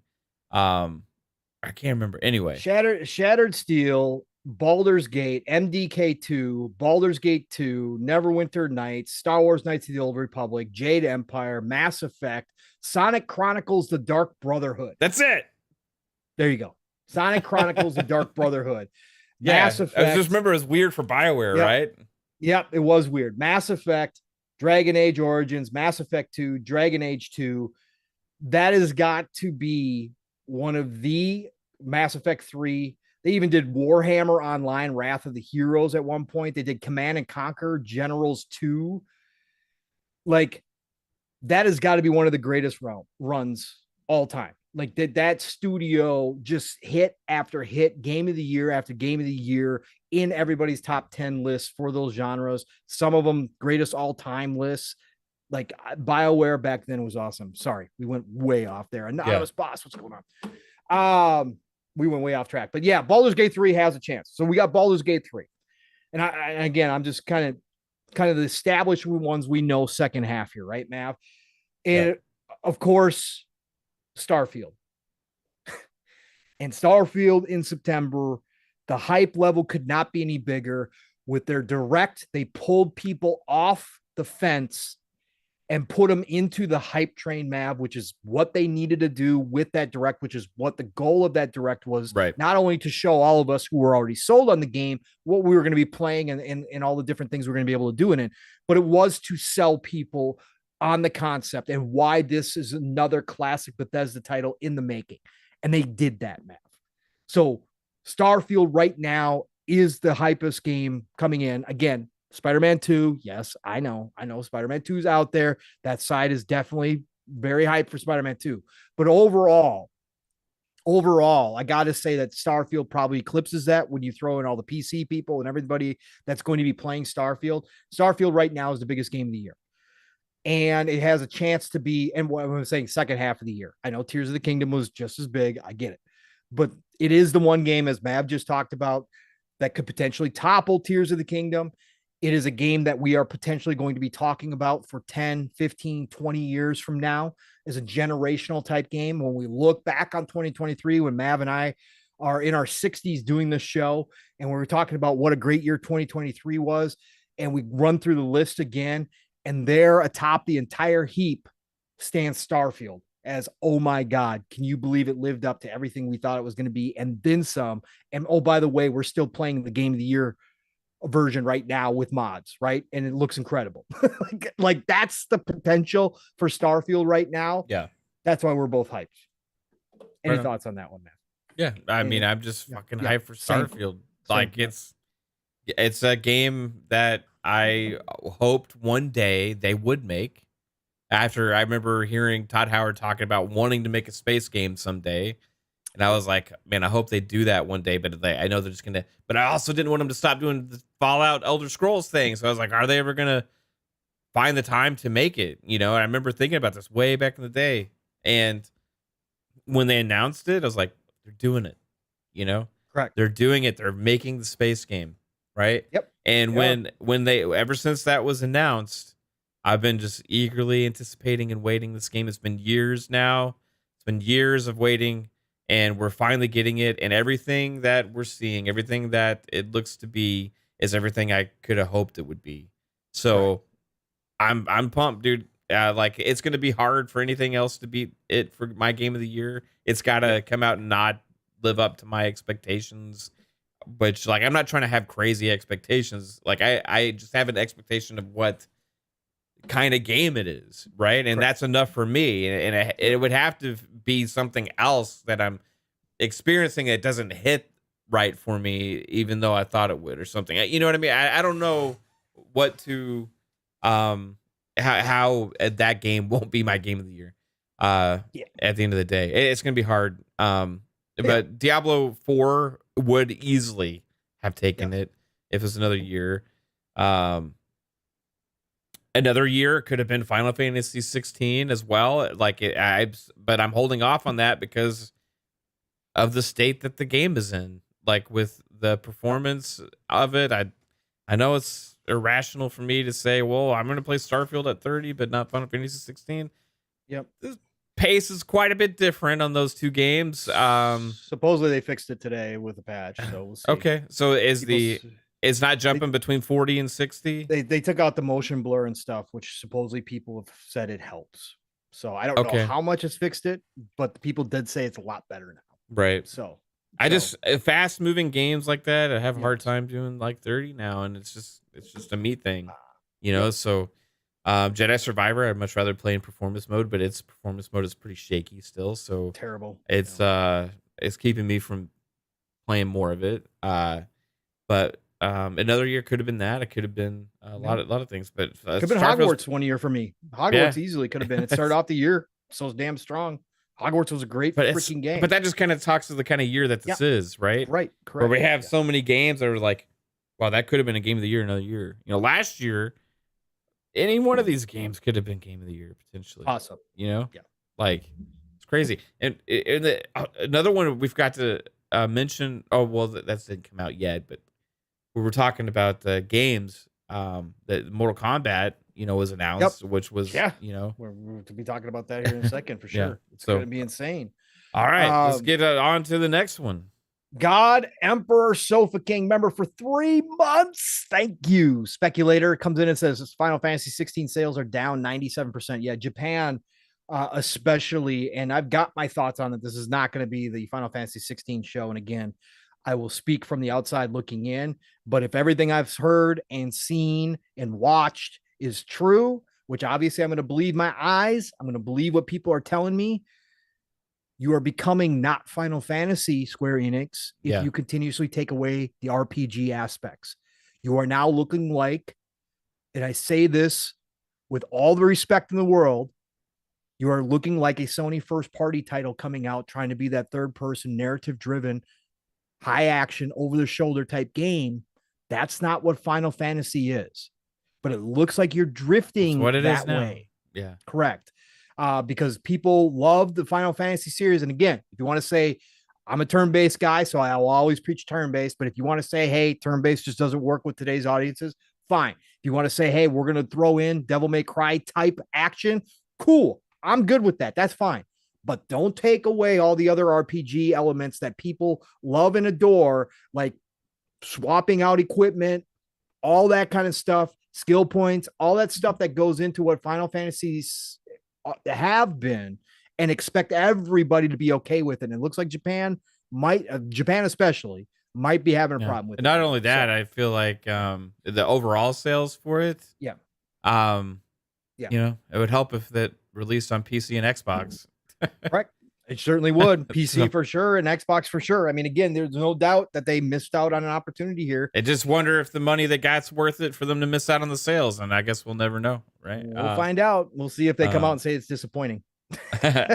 Spooky member for 6 months says, hello, my breathtaking brothers. Love you both. Love you too, Spooky. Hope you're having a good one. Absolutely, Spooky. Great to see you, brother. Roshan Eppinger with a $2 super chat said, Avalanche Studios is the team old BioWare made. Is it? I wasn't aware of that. So, pretty big step down in quality if that's the same guys. No offense to them though. God, Emperor SofaKing. Oh, you already read that. Sorry. Yeah, I read that. Yeah. Okay. We're good there. We're good. We're thanks for catching the other ones. These other reasons also have made me not be day one on Final Fantasy. If it was a traditional, like more, and I'm not saying it had to be turn based, but if it was even like closer to one of the other action-based Final Fantasy games, like I would be more inclined to go ahead and just bite the bullet and get it, you know. Right. But I think Final Fantasy VII Remake had a good middle ground with that stuff.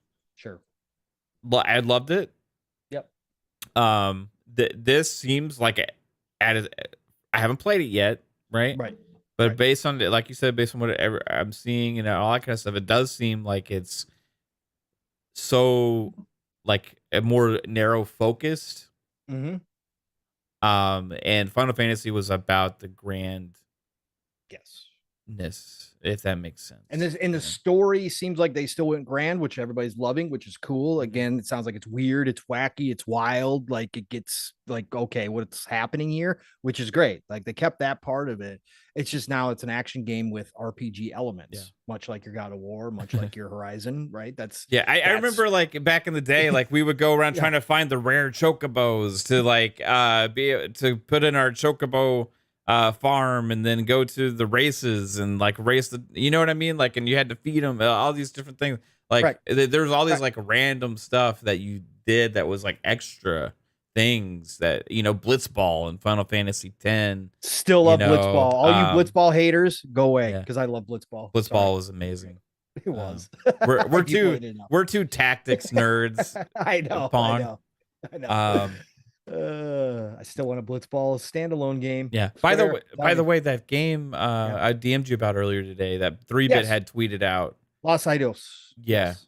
That looks Yes. awesome. It's like a fire. Oh, It we looks, talked about it. I don't man. remember. I have a shitty memory, but it looks awesome. Yeah, no, I've been waiting on that game. Iron Lords actually interviewed them out at PAX East. Really? When they were out there. Yeah. Chris, C Unit, actually did the interview because I had hit him up beforehand and I said, ask him when the Xbox version is coming.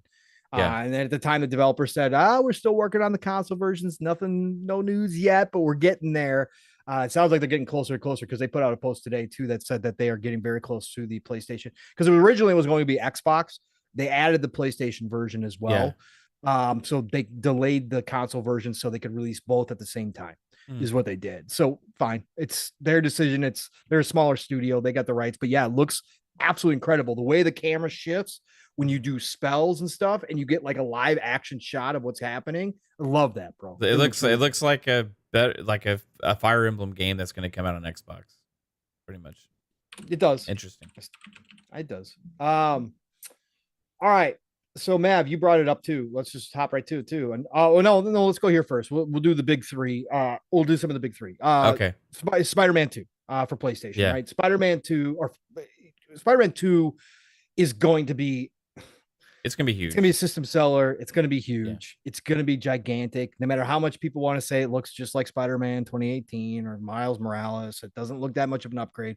It doesn't matter. Spider-Man is one of the number one IPs in the entire world. This thing will do numbers. The hype levels are off the charts. They have been for the Spider-Man fans. When they watch Spider-Man 2, the gameplay, they got pretty much everything they wanted. Bigger city, web slinging animations, more up to date. You get Venom in there, which everybody seems to love Venom on top of it. Like, it is going to be a game that is huge. No doubt about it, Mav. It probably, because it is PlayStation first party, be up for Game of the Year consideration no matter what. They do get the bump for that, the bonus for that, but Spider-Man 2 is going to be gigantic for sure. Yeah. I'm like still back and forth on how like excited I am if I'm going to play it. I still haven't finished Miles Morales. I loved the first Spider-Man 2018. Right. But this one, or was it 2018? I don't know. Okay. Spider-Man 2018. Okay. I love that one. The Miles Morales felt more like just kind of like a more of the same for me. Yep. Kind of. And the story is pretty good, but it's not as great. I don't know. It didn't grab me as much as Spider-Man 2018 did. So I'm kind of on the fence about Spider-Man 2. My hype level is not off the charts, but it doesn't matter what I think. Nope. This game's going to be massive, and there's a lot of people that are going to love the shit out of this game, and it's the most anticipated game of the year. We didn't see like a Spider-Man PS5. Not yet, because the Slim's coming. I think they do it with the Slim. Right. Maybe. But when's Spider-Man's release date again? It's October. Okay. So they still got. Maybe they still got some time. October 20th. So they got time. You know, they'll sell a lot of those fucking PS5s. It's got Spider-Man on it. You know, bro. Yep. System seller, man, for sure. Yep. So maybe we'll see that. Maybe that'll be the Slim. That'll be interesting. But yeah, that's gonna be a big game. Huge. And then we should grab this one too, Mav, which just recently came about. Thanks to Nintendo Direct. Nintendo's coming back with another huge game this year, a brand new Super Mario Brothers. Super Mario Brothers Wonder. 2D Mario Brothers. And we might as well throw this in there too. Super Mario Brothers RPG remake. Mm-hmm. Both of those games are going to be massive. Mav, they are. They're going to be massive. Super Mario Brothers Wonder, a new 2D Mario, is absolutely going to crush the conversation. It really will. Yeah. And that's coming out October 20th. And then Super Mario Brothers RPG, which is beloved by those who played it. Beloved. I can say that. Anybody who's played Super Mario Brothers RPG absolutely loves it. I had buddies who used to swear by that game, saying it was better than Final Fantasy. Okay. So again, there are people who absolutely love that game, and the way that they've remade this game, it looks gorgeous. Mm-hmm. There's more RPG fans now than ever before. There's more gamers in general that play those types of games than ever before. That's going to be another huge hit for Nintendo. Both of those games. Yeah. So we already had what 5-6 game of the year contenders in the first half. We've already just talked about another 5 like potential game of the year contenders. Yeah, it's pretty crazy, right? Yeah. It's a good shout out for those Switch games too, because those are going to be big. Super Mario Wonders looks really, really good. Super Mario RPG is one that it was one that I just missed out on because I had already. I don't remember what happened, but for some reason, like I didn't have my Nintendo anymore at that point. I think I got something else, or I don't know. Sure. But my friends were playing it for peanuts. Yeah, it's probably in my Funko Land probably back Funko then. Land back then. Yeah. Yeah. My friends though played it, and I remember them kept talking about it, and I was like, oh, shit, I got rid of this thing too soon. But yeah, that's one that I am definitely potentially eventually gonna play. Right. Sure. So yeah, I think those will both be bigger than some people realize, They will. They're gonna be, again, it's Nintendo's power. So then we got what you talked about just a little bit ago, Mav. Mortal Kombat 1. Man, they just released a new video today, showing some more of the characters off, showing some more gameplay off. Again, Ed Boon, NetherRealm Studios, they don't miss, man. They just don't. They are masters at their craft. And from the reaction here from us, from everybody else in the community, Mortal Kombat, even with Street Fighter out, right? Street Fighter seemingly making comeback. A lot of people loving the hell out of Street Fighter. Mortal Kombat has carried the fighting genre for so long now, especially after Street Fighter went exclusive to PlayStation last gen. And because Ed Boon and his team puts out Mortal Kombats on a more regular basis, Mortal Kombat has become king. 20 million plus seller. Yeah. It is what it is. Mortal Kombat 1 looks to reinvent the whole world again. So excited about the story. Yes, go ahead, Mav. It just looks great. But this could be in game. I know fighting games don't normally get nominated, but it's Mortal Kombat. It's different. It could be up for game of the year. Who knows? That would be crazy if a fighting game actually got big enough to, like, you know what I mean? Like, right. You never know. The thing is, like, this year's so damn tough, right?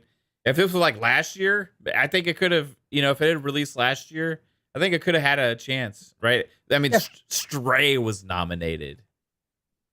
You know what I mean? I still have to question that, even though I'm excited to play it, but still. So whatever.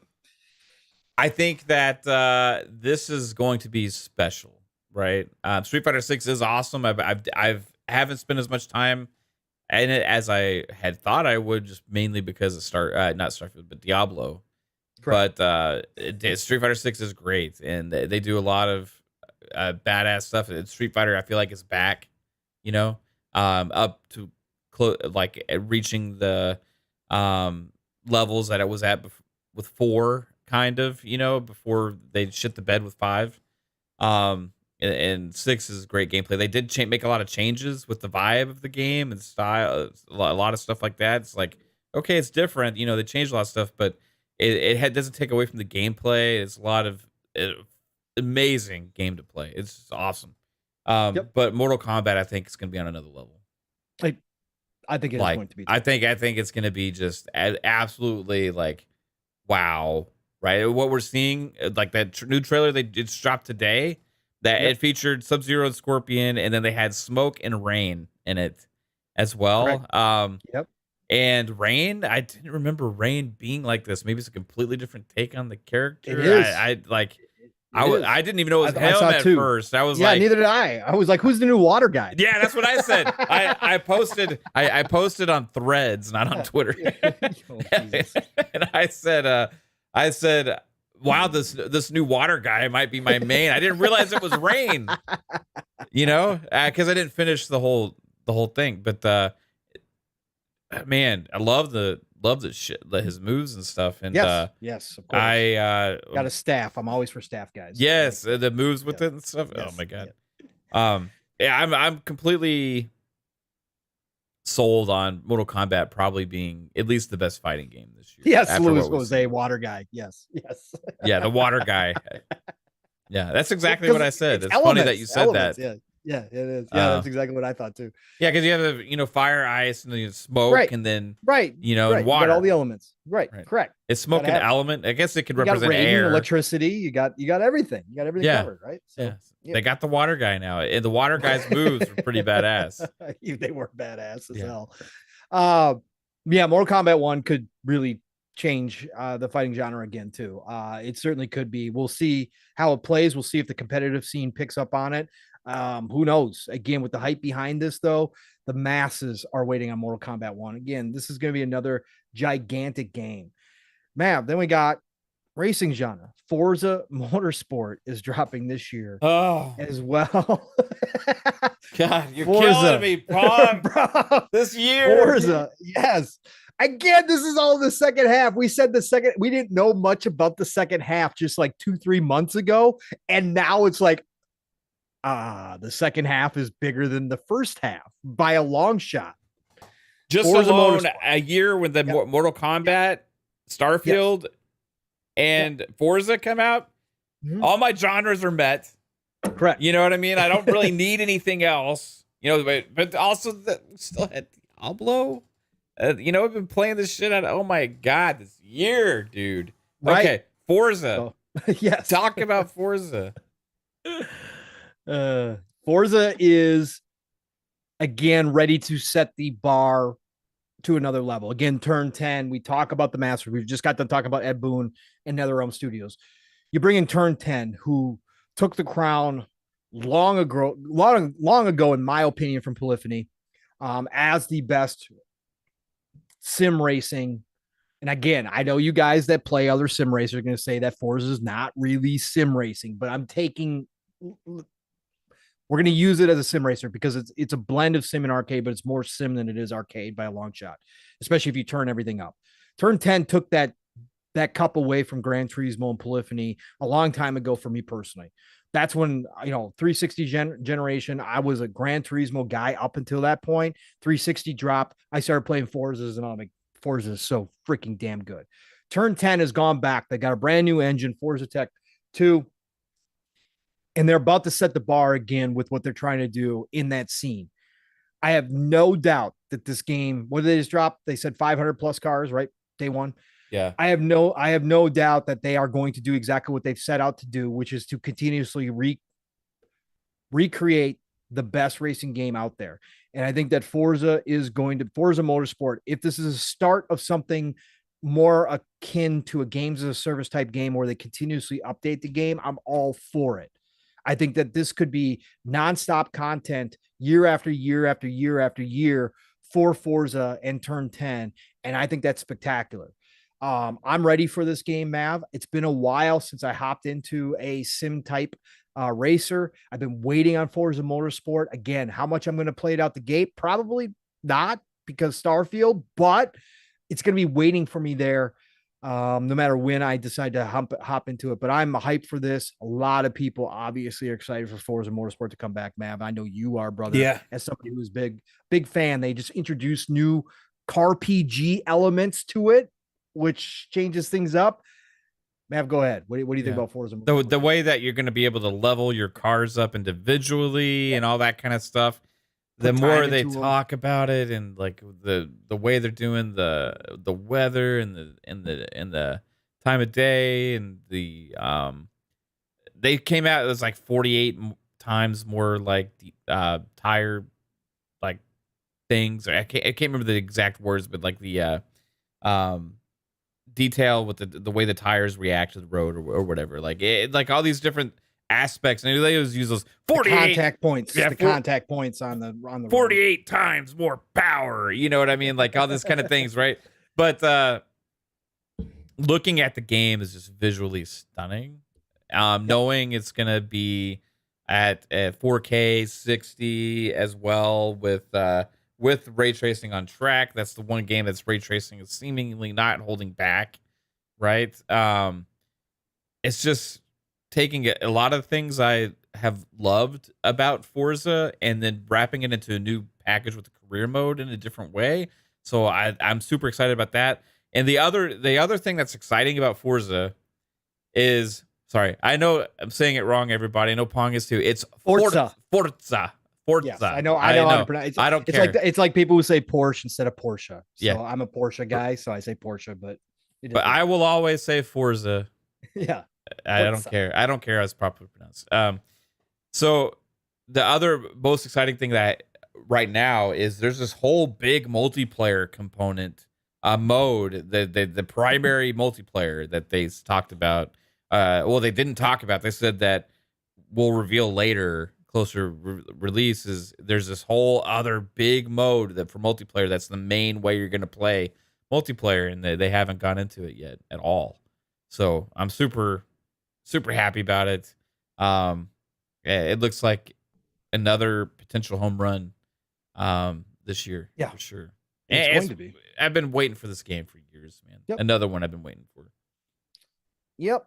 And then Remedy is delivering us another Christmas gift as well this year, man. Alan Wake 2. Alan Wake 2. Shout out to Randall Thor.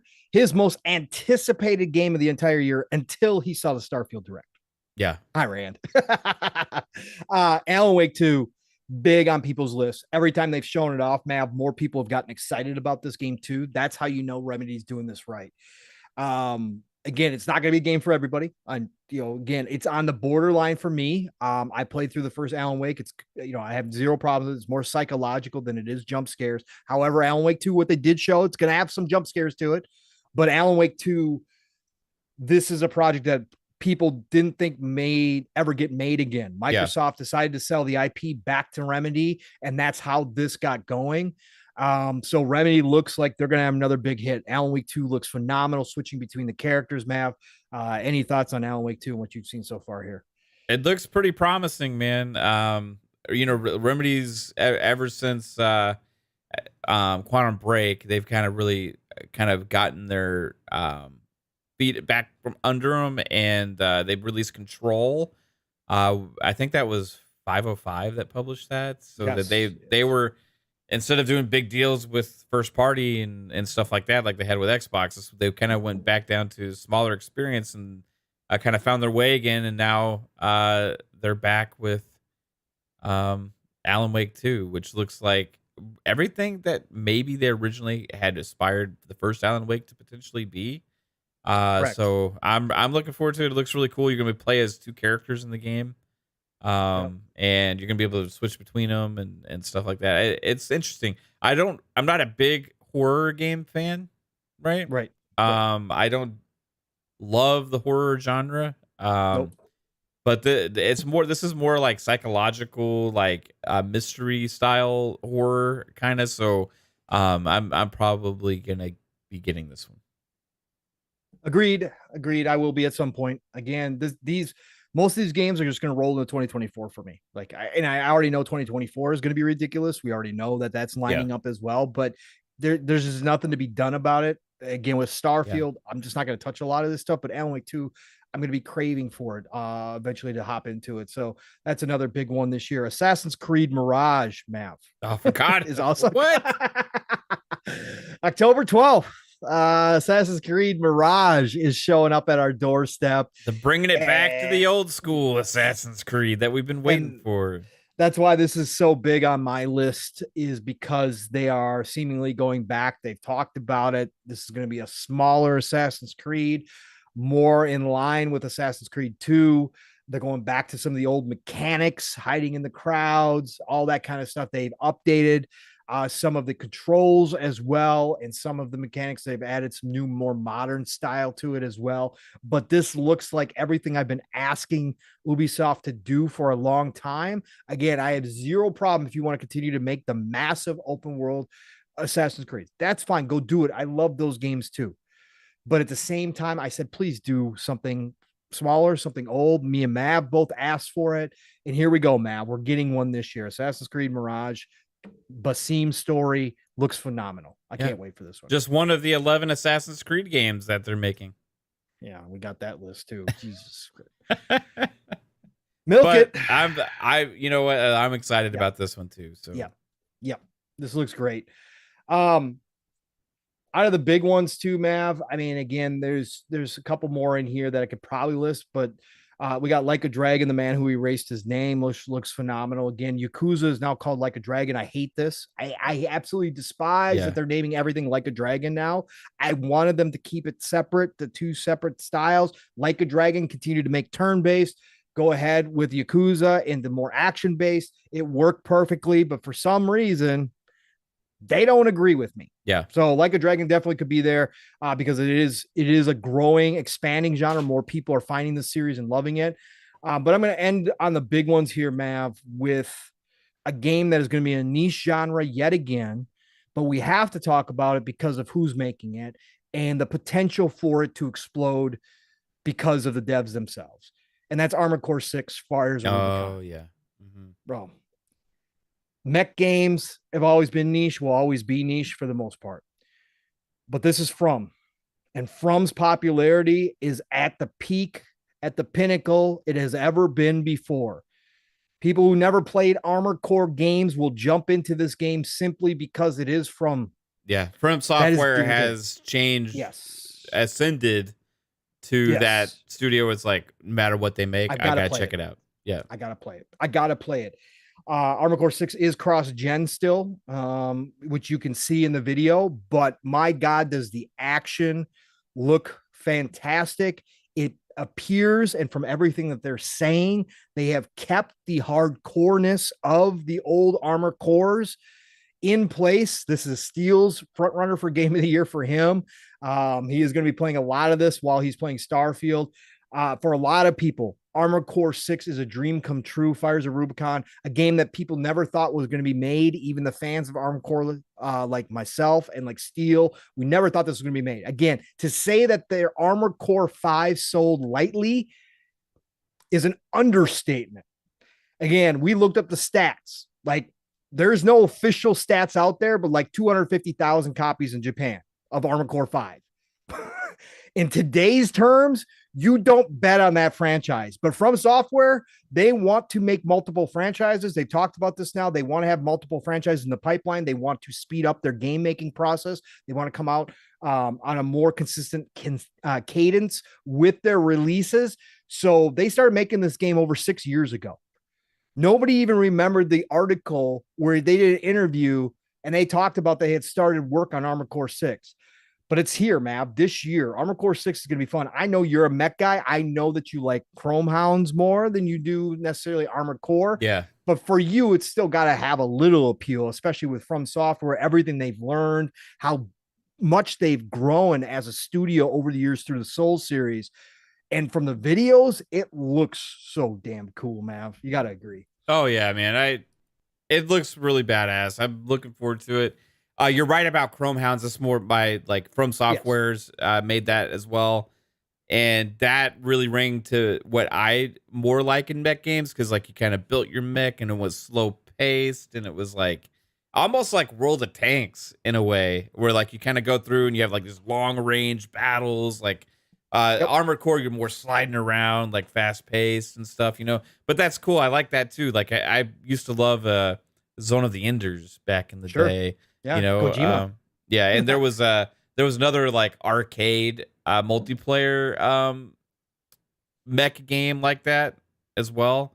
You'd slide around, and I can't remember what it was called, but I know what you're talking about too. I own it. I forget the name of it offhand, but yes, I know exactly what you're talking about. You'd choose your mech, and you'd both have the battle one-on-one and stuff. So I like those kind of mech games too. But you know, I feel like From Software just doesn't release a bad game. Correct. So even as a non-Souls fan, I can this is more appealing to me than Souls games, right? So I'm looking forward to this as well, dude. Insane. Too many games. Big. What are we gonna do? And then we could talk about.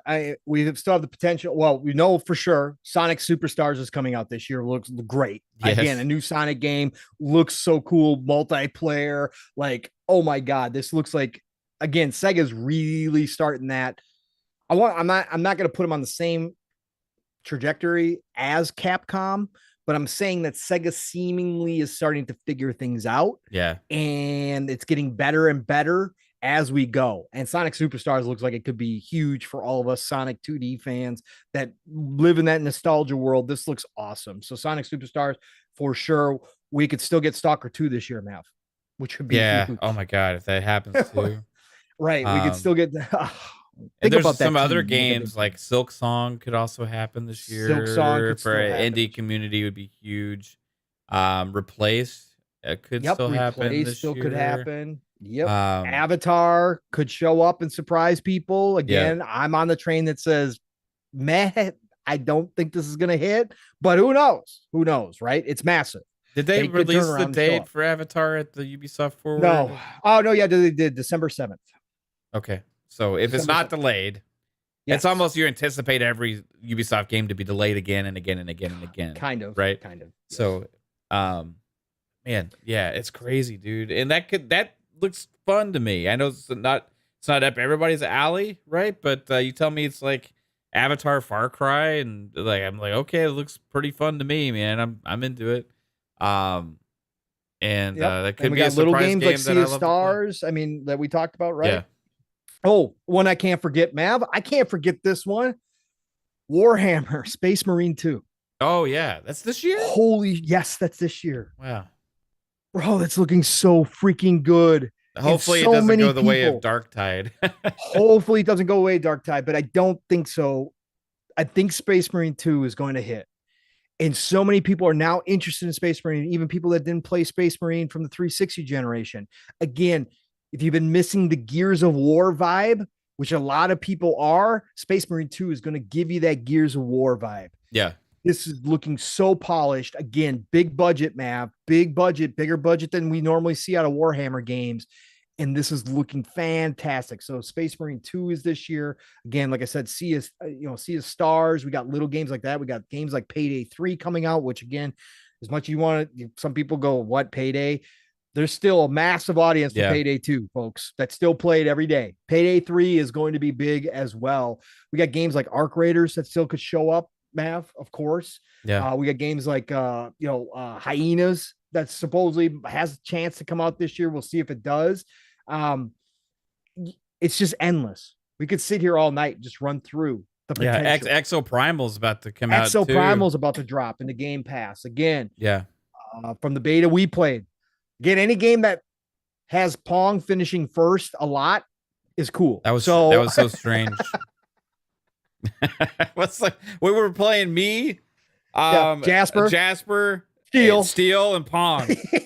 And I was finishing last every time, so I was getting frustrated seeing Pong. And me and Pong are usually kind of right neck and neck in a lot of games, right? We are, especially when we're playing with Steel and Jasper. Yeah, it's like there's Steel and Jasper, and then there's like Mav and Pong, right? And then like, I think Pong's better at some genres, and I'm maybe a little bit better at some genres.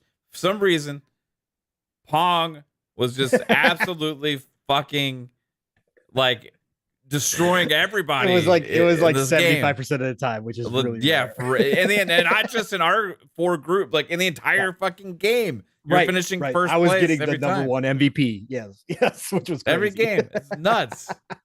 So it was nuts. We got that. We got Liza P. Is going to be big for the Souls fans. Liza P. obviously dropped a huge demo. A lot of people love Liza P. We've got stuff like that. Mav still in there as well. Again, this list goes on and on. This is why I say overall, because when you've got this big list of big games that you can talk about, and then you could still go into the sub list of other games and say, hey, any one of these could turn out to be absolutely incredible this year. That means 2023 is very, very special, gamers. No matter where you're playing this year, it doesn't matter. You're getting special games after special games. And that is a unique year, Mav, especially coming off. I think it's even more highlighted after coming off of 2022. In 2022, for all intensive purposes, still wasn't a bad year by any stretch of the imagination. It just didn't have the big hitters all the time like we do this year consistently. But 2022 just highlights this year even more, like really kind of just puts a spotlight on it and saying, wow, we are getting a lot this year. What a time to be a gamer. I think a smart man once said it's the golden age of gaming, or maybe two smart men talked about it a long time ago. It's the golden age of gaming, folks. 2023 is proving that. Yeah, RoboCop, Rogue City. We got all these cool games coming out that we never thought we would see. We got Cyberpunk 2077, Phantom Liberty expansion coming out, which is changing the entire Cyberpunk game. The big one, bro. I think. I gotta say that I think that RoboCop game's gonna be ass cheeks though. I like, but like but it looks cool, the aesthetic of it. But when 360 genre fun. If it ever gets on sale for $6, I'll give it to you then, right? I seeing it in action when they showed that latest gameplay trailer and like I thought it looked great. Yeah, I was like, yes, give this to me. Like that again, the enemies weren't moving. Right, the AI was 360 dumb. You're correct. Yeah, they're like Redfall. I still don't AI. have a problem with it. I still think it looks like it's going to be freaking fantastic. So that's just me, though. It's just me. Yeah, the vibe of the game, the RoboCop ness of it is amazing. Yes. I'll say that. Right. No, and that's fine, Doom. I get what you and Mav are saying, and I understand completely. Like if I were to say, is that a game I want to play day one? Well, at the right price, yes. But would I pay full price for it? Probably not. But they said they're going to have side missions. You're going to make decisions. Like it's bigger than I think people are expecting. And I just, again, nostalgia gets me. So it is what it is. RoboCop's on my list for sure. But again, next year, probably. Yeah.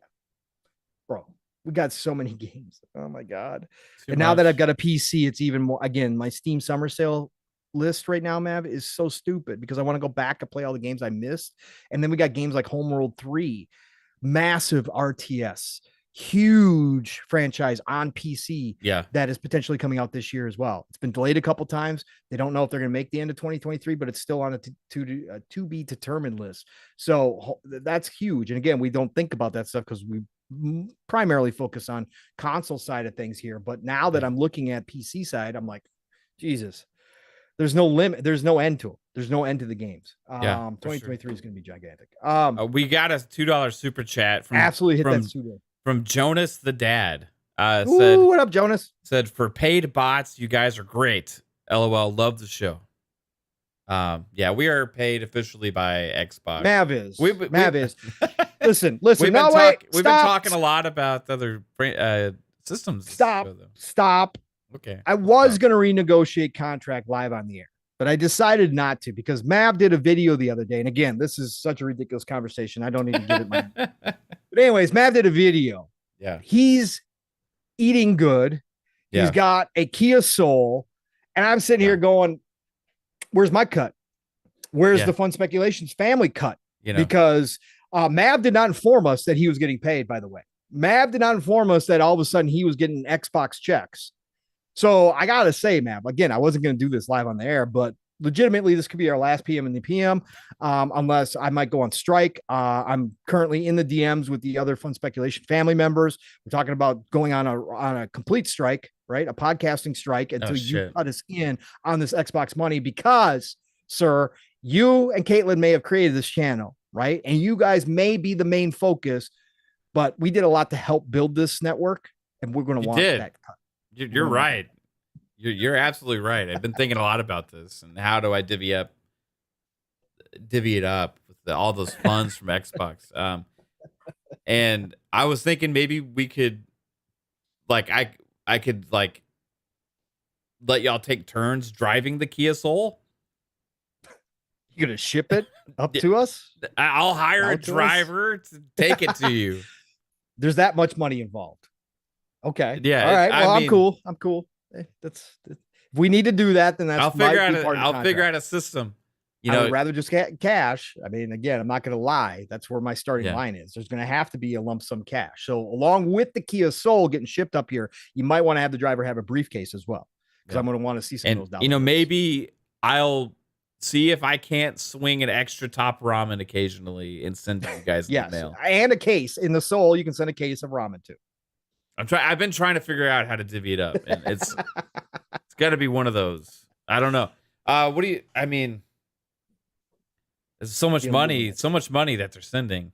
It's Crazy. Well, that's what I'm saying. Why are you being so freaking greedy, Scrooge? I mean, what's going on? Like, it's just. I mean, the chat's already backing me up here. The chat already knows, right? They would not put up with this shit. The fact that you had the big balls to put out a video and showing off and flashing the money after hiding it from us for so long is on another level, to be honest. And I question our friendship daily since that video went out. I apologize. I didn't expect it to get out. I blame JTech TV. I blame them for letting our secrets out of the can. We had a good thing going. You could have claimed ignorance. I may not get as much as the Randall Thors. I may not get as much as the Dirt Griggities. You know, I may not get as much as some of those guys, but I got enough to get a Kia Soul and some top ramen, okay? Well, I was eating good, and we had it good, and somebody had to go fucking spew it to all this bullshit, and now the worms out, whatever the fucking saying is, I don't know. The whole thing is exposed. It's exposed. I don't know what to do. Now I'm going to lose the FunSpec fam because they're all angry at me because they see how much money I'm fucking getting, and I don't know what to do about it. So I'm sorry. I'm just upset. You hearing this, Psychonauts? I know you're in the chat. Jasper, I know you're lurking in there. You hear this? Again, I'm fighting for all of us right here. You guys are going to have to get on board because, again, if we have to go on strike, we have to go on strike. You better figure it out, Math. You better come up with a good way to divvy it all up, brother. Because we ain't letting this slide, man. Not with this kind of money involved, man. Yeah. Not with this kind of money involved. You're right. It might not be Randall Thor money, and I get that fact. That's fine. I'm not going to negotiate with you like you're making Randall Thor money. You definitely ain't Colt Eastwood money. I'm going to need bank statements because I can't trust you right now. So maybe you are getting Randall Thor money. Maybe you're just not flashy with it as much. And maybe you're putting in the bank and investments. Smart thing to do for your family, by the way. But I'm going to want to see those bank statements because I want my fair share. That's all I'm saying. I need that money, Pong. Where do you think all these itty bitties come from? Okay. You think I could afford this itty bitty collection of like Soundwave and Bumblebee itty bitties from Hallmark if I didn't have all that Xbox money? I'm just saying. I know you posted the ramens, but I've seen the meals you and Caitlin have been making. So I'm just saying, there's a little bit more in ramen there. You're right. Saying. Dumbest thing again. The bar is very low for this community, but it only takes a couple months and they set the bar a new low bar. And again, the absolute insanity that the circus, the actors, the snakes all want to run with. I just don't know how anybody, this goes for everybody in this community, can take any of them seriously. Any of them. Again, if that's who they want to be, that's the channel they want to create, more power to them. But I'm just saying, when they want to talk serious about anything, I don't know how anybody can take them serious because they're all an act. It's frauding everywhere. It's just unbelievable, man. Unbelievable. Like I said, there's a new levels of stupid, out there for sure. It's ridiculous. And the fact that I think they're serious. Oh, again, whether they're serious or they're playing, it doesn't matter either way. The fact that they put any energy into this whatsoever is the most. I can't believe it. I worry about the mental fortitude. Yeah, my bar is too low, brother. It's for humanity in general. So again, it surprises me when this community sets a new low bar, just because I'm like, oh my God, what else can they find? Like, where else can we go with this nonsense? How much more mud can we dig? Like, I just don't get it, but then they do. But as far as humanity goes, yeah, no. The social media long ago showed me just the absolute craziness that actually happens in certain people's heads and the absolute lack of any type of intelligence. I don't know how they function in society on a daily basis. I don't know, man. But now that you've come clean, now we got to get down to the brass tacks and we got to work out the figures. And because, I'd like to stick around. I would, man. I've enjoyed our time together. Again, our friendship might be altered forever, but that's okay. Again, I still enjoy our time here. So I would like to continue. So you go ahead and make that right. Okay. I'll figure it out. I'll figure out something. Okay, I'll put it on my list. Please do. Cullenprime, I heard that you guys were getting paid by Xbox, so where's our money for watching your podcast? Oh shit, chat's trying to get a cut now for supporting this network. Let me send an email to Phil real quick. Phil, Fun Speculation has officially been exposed. My co-hosts are now asking for raises. And the chat wants a cut, so please send more money ASAP or everything's going down. Love, Mav. Sure, that'll work. Send. Sure, that'll work. Yeah. Obviously, we have direct dialogue. So. Obviously. I mean, you got the bat phone, right? Let's see, Mav. Well, let's see. We covered all 2023. We are already 2 hours in, which is absolutely incredible. Again, it doesn't feel that long because of how much we're talking about the goodness. And then, of course, that had to come up. So whatever.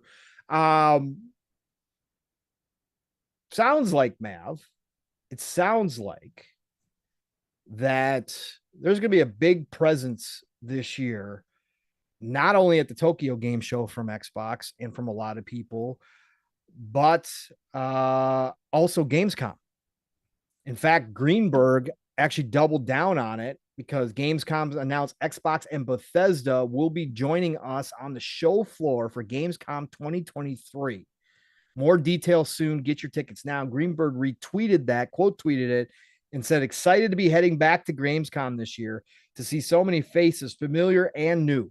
Our teams have been working hard on our show floor presence and more. This will be a special year. Looking forward to sharing even more details soon. Coming off of, Mav, one of their best showcases they've ever had, coming off a spectacular Starfield Direct. The fact that Gamescom went out of their way to say both Xbox and Bethesda are going to be there. And like I said, Tokyo Game Show, which has been big for them over the past few years, they've really had a presence at Tokyo Game Show. And we know they're pushing the East again. Their partnership with Sega, Atlas, Bandai Namco, really paying off big dividends for them. But the Gamescom show, the fact that they're hyping this one up a little bit here, Mav, with Xbox and Bethesda, you think we're going to get any surprises? Or is this going to be like the Onslaught Starfield marketing tour? Like we're going to see potentially some more Starfield stuff, not a 45-minute direct or anything like that, but are we going to get to see some more stuff? Is Todd going to be there talking? Or do we get some hidden surprises that a lot of us have felt are still out there that we know there's too much being worked on? What do you think? You think we're going to get something new here? First off, thanks Razor NZ for the 10 gifteds. Ooh, Razor NZ. For real though, you guys are the ones that support the show, not Xbox or anybody else, and appreciate the support. You guys rock. Absolutely. I think surprises may be in order here, Pong. It seemed like a little extra level of excitement from good old Aaron about Gamescom. Did it to you? Year. This is a special. We already know, Greeny. Like we just went through the list, including many Xbox first party titles. You guys just blew us away at the showcase. You guys just blew us away with the Starfield Direct. We already know this is a special year. Why is he saying this is going to be this will be a special I'll tell you why, because I think back to that Phil Spencer Matt Booty interview. Okay.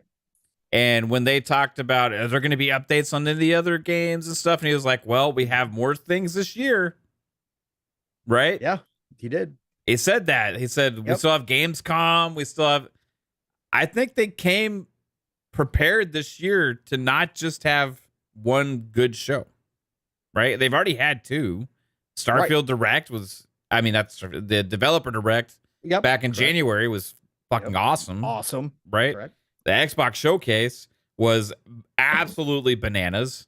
And I think that there's a good chance that this might be one of the bigger showings for Xbox at Gamescom. Usually Gamescom is like not anywhere near the level of like an E3 season type show, right?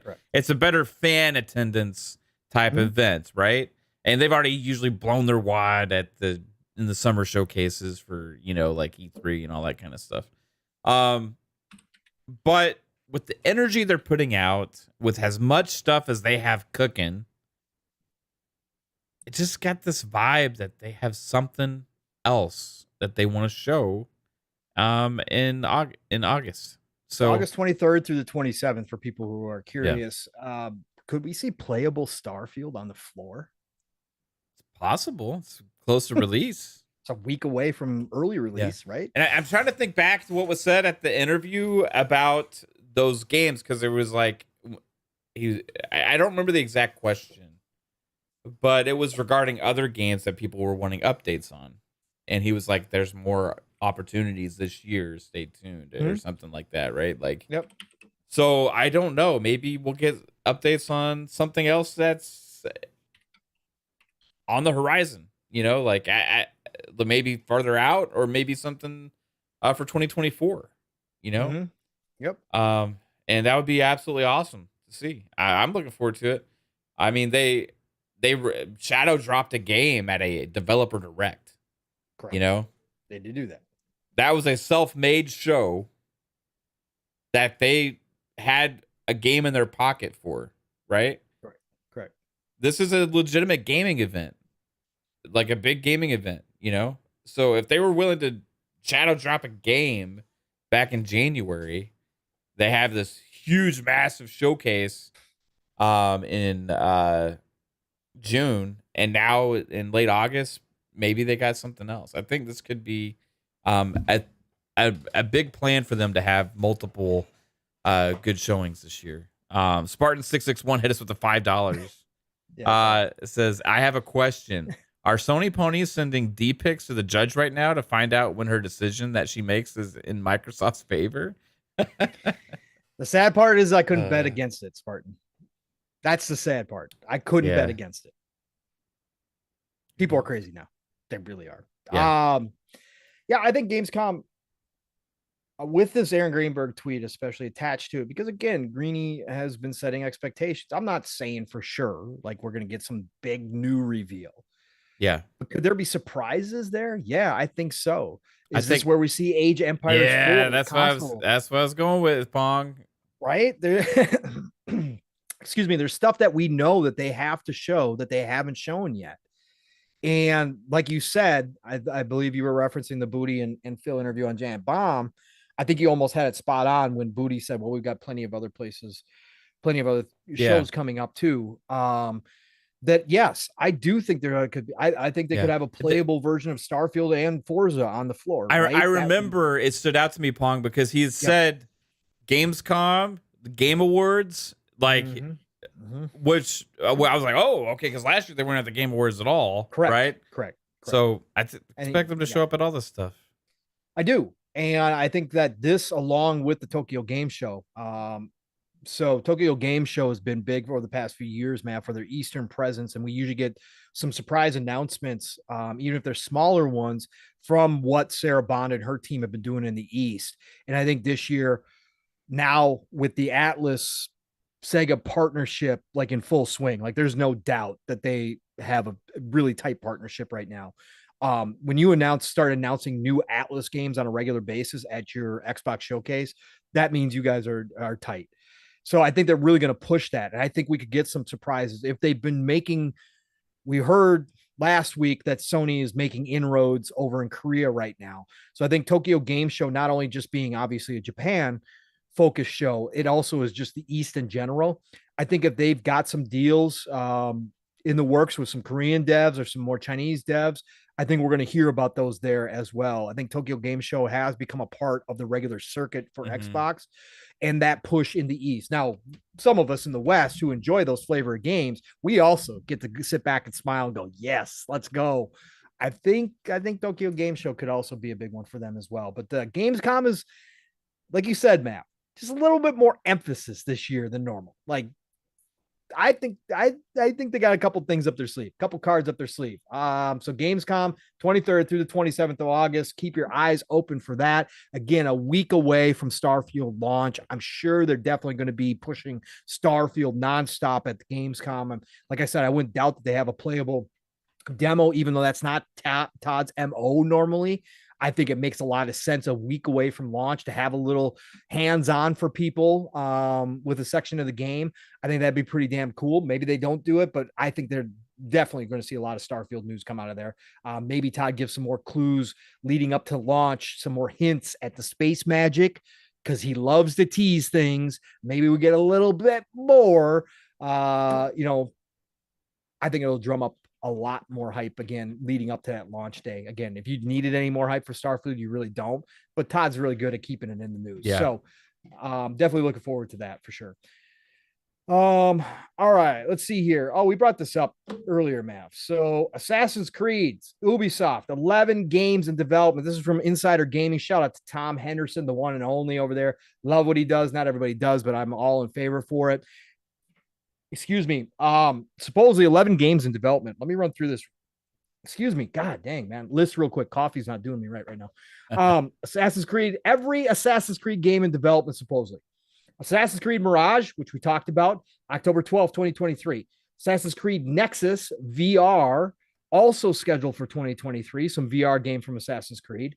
Assassin's Creed Codename Jade, the mobile one. If you guys remember, we saw that. Expected 2023. Assassin's Creed Codename Red, that is the one set in the East with ninjas, right? Bigger open world style game, more on the line of Valhalla and Odyssey. That is sources are suggesting 2024. Assassin's Creed Codename Hex, which is the Salem one, right? During the witch trial set during the end of the Roman Empire, supposedly going to be a smaller experience like Mirage. That is suggesting 2025, 2026. We got Codename Invictus. This is the multiplayer game. And that is in pre-production, expected 2025, 2026.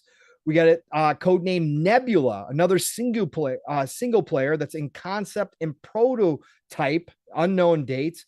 We got codename Raid, another multiplayer Assassin's Creed, concept and prototype, currently unknown dates.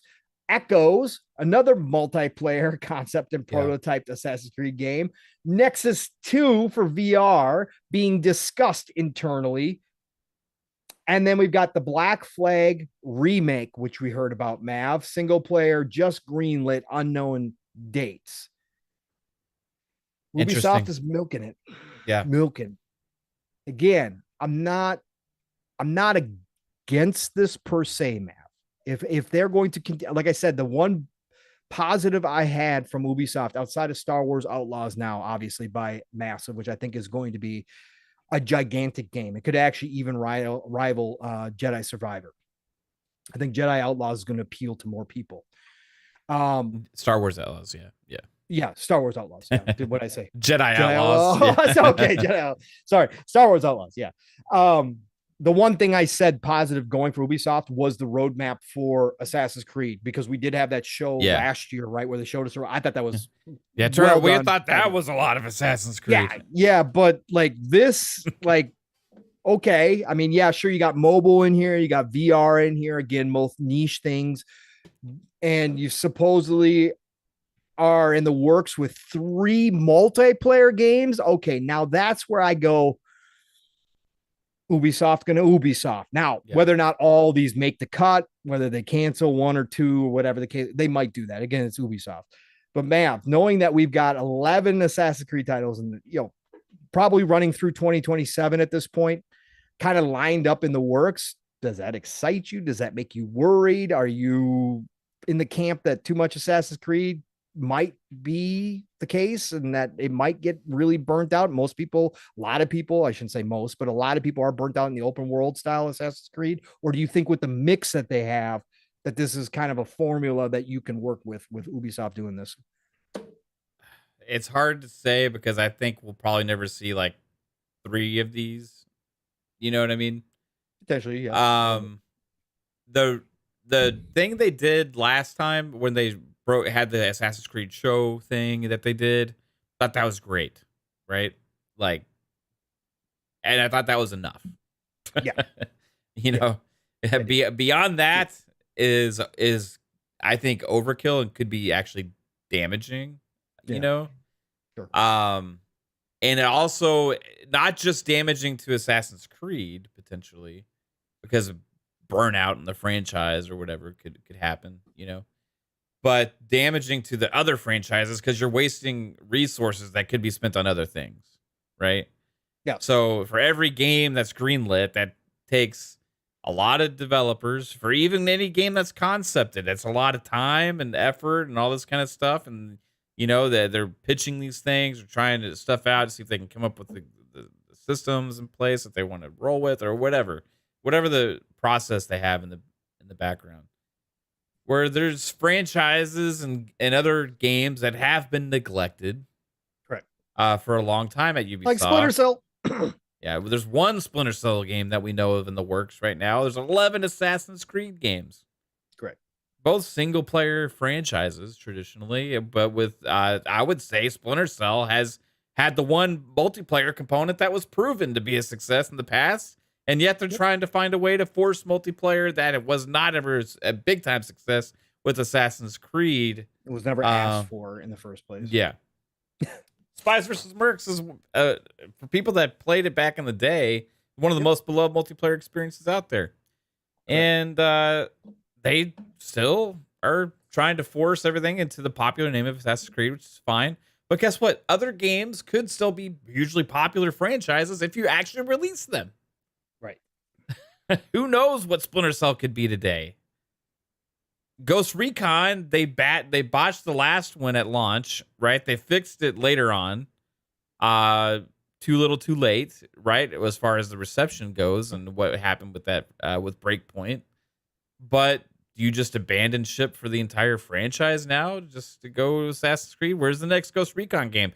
Well, they experimented with Frontlines, which was a Ghost Recon Battle Royale extraction type game or whatever thing, and then they canceled it. How about a traditional Ghost Recon game, right? Rainbow Six has been living on the season 8 now. Rainbow Six Siege. But they had Extraction, which was another like kind of different experience for Rainbow Six. I enjoyed that. It was a different thing. Yeah, but it's still not a Rainbow Six game. You know what I mean? Like ultimately, at the end of the day. Right. What are they doing with their Clancy brand? Right? That's my biggest alarm with Ubisoft, right? Out of everything. And you see that they have 11 Assassin's Creed games that they're working on. And I mean, like, come on, guys. Like, get your shit together and put something up, put something out for one of these major franchises. Like, you have the resources, obviously, if you're putting 11 games in one fucking franchise out or working on them. So it's frustration on that aspect. Star Wars Outlaws, awesome. Yes. You know, super happy they're working on that. You know, Massive is to the detriment of the Division. Still another Clancy game, but is taking their talents to Star Wars land, and it seems like they're doing an awesome job with it. So absolutely, I can't really criticize them for that move, right? But other than that, man, I just I want them to realize the fan base that they have not cultivated properly. They have neglected, and to the detriment of those franchises to make them smaller, actually, than what they could have been. And is there still opportunity for those games to be huge? Absolutely. But you got to make the games. Wouldn't it be awesome, Ubisoft, if you had more than one amazingly, hugely popular franchise, right? Wouldn't it be awesome if you had like 3 amazingly, hugely popular franchises? I mean, you already had some. You had them. That wasn't enough. Division. They just like one game doesn't do as well in any of those, and it's like, well, we just move on forever. You know, we'll take this team and move them on to Assassin's Creed, something or another, right? We'll go a whole generation without Splinter Cell because that makes sense. And I'm not trying to knock Assassin's Creed. I love Assassin's Creed, right? Like it's great games, and I think Ubisoft games are great. There's talent there. Usually well-made games. A lot of awesome stuff. Like the decision making behind what gets made and right now and what states the games are in, and like they keep shifting directions and all these kind of things is just baffling. It is baffling. completely 100% baffling to me. Again, I don't mind this direction. If they want to try things, I don't have a problem as long as they don't abandon what works. And that's been the problem with Ubisoft. And my problem with Ubisoft is they abandon what works and then comes out with a game that just totally doesn't make sense for that franchise. Like, again, time after time. And as far as going back to Black Flag and remaking it, fine, so be it. I saw some people say we don't need one. The old one is just fine.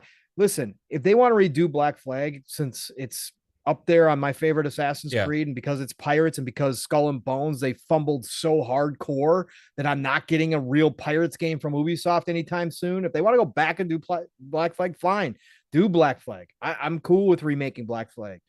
Again, when they start, when they start delving elsewhere and not making a game for the original fans or not making a game that most fans agree is great, and they just say, oh, no, nobody wants that anymore.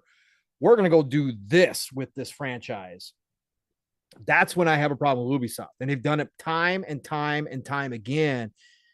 That's why I'm happy to hear that they're bringing back Splinter Cell. If it lives up to the original interview with the dev team that Mav and I did a 2.5-hour show on, alone for Splinter Cell, if all those questions that they themselves asked of what they were doing with Splinter Cell is actually true, then it sounds too good to be true. But if it is, then Splinter Cell could be back as well. I just don't want Ubisoft to abandon that formula and say, well, now we got Splinter Cell's name back on the list. Let's go make a not Spy versus Merc multiplayer game, and let's go do something completely different and just slap the Splinter Cell name on there. That's what I don't want to see happen, right? And they've done this time and time again. So, again, for me, this list is like, okay, fine. You've got a legit roadmap. I understand Valhalla was $1 billion game for you. You don't find $1 billion games very often. In fact, you don't find $1 billion franchises very often. So go ahead, Ubisoft. Go ahead. Make them all. If that's what you're going to do, that's fine. As long as you give me the experiences I still enjoy, that I want from Assassin's Creed, go try your multiplayer, go try your VR, go do all that, try your mobile. That's fine. Just don't abandon what got you here. That's the whole thing. And I hope Ubisoft has learned their lesson with this.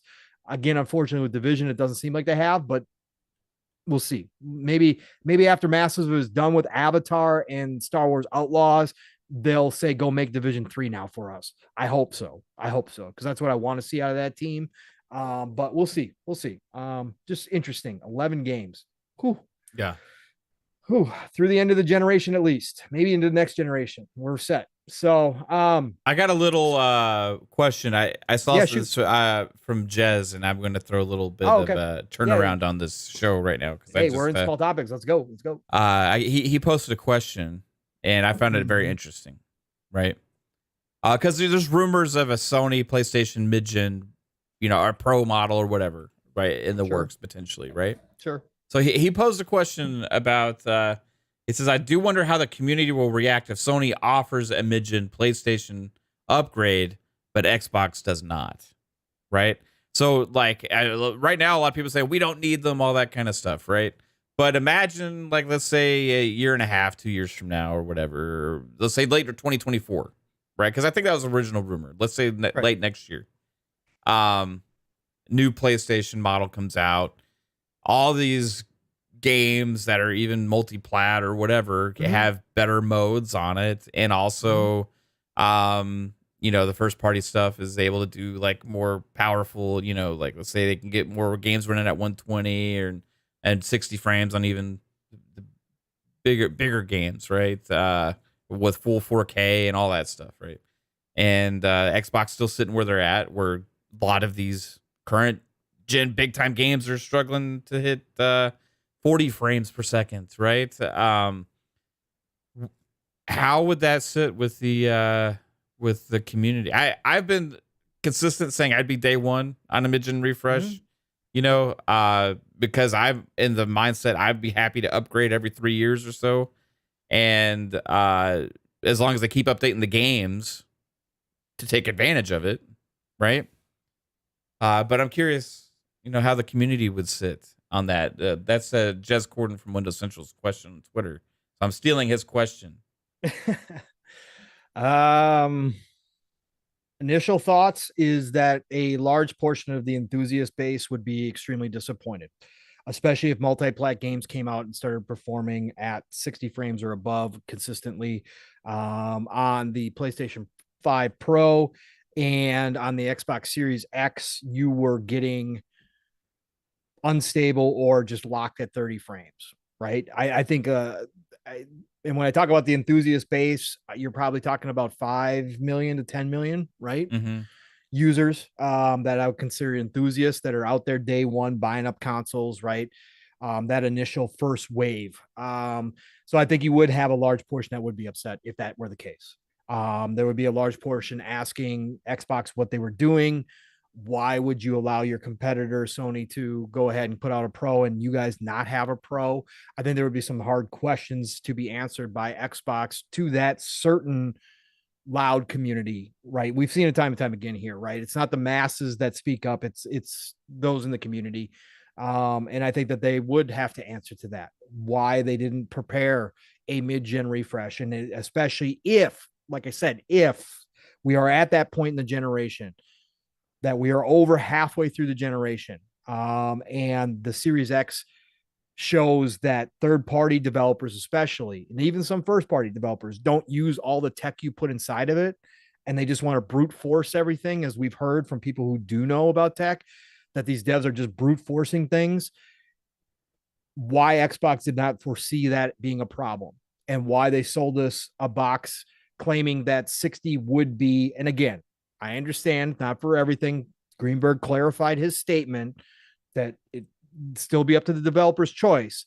But the fact is you sold it out the gate as a 60 frames machine from day one.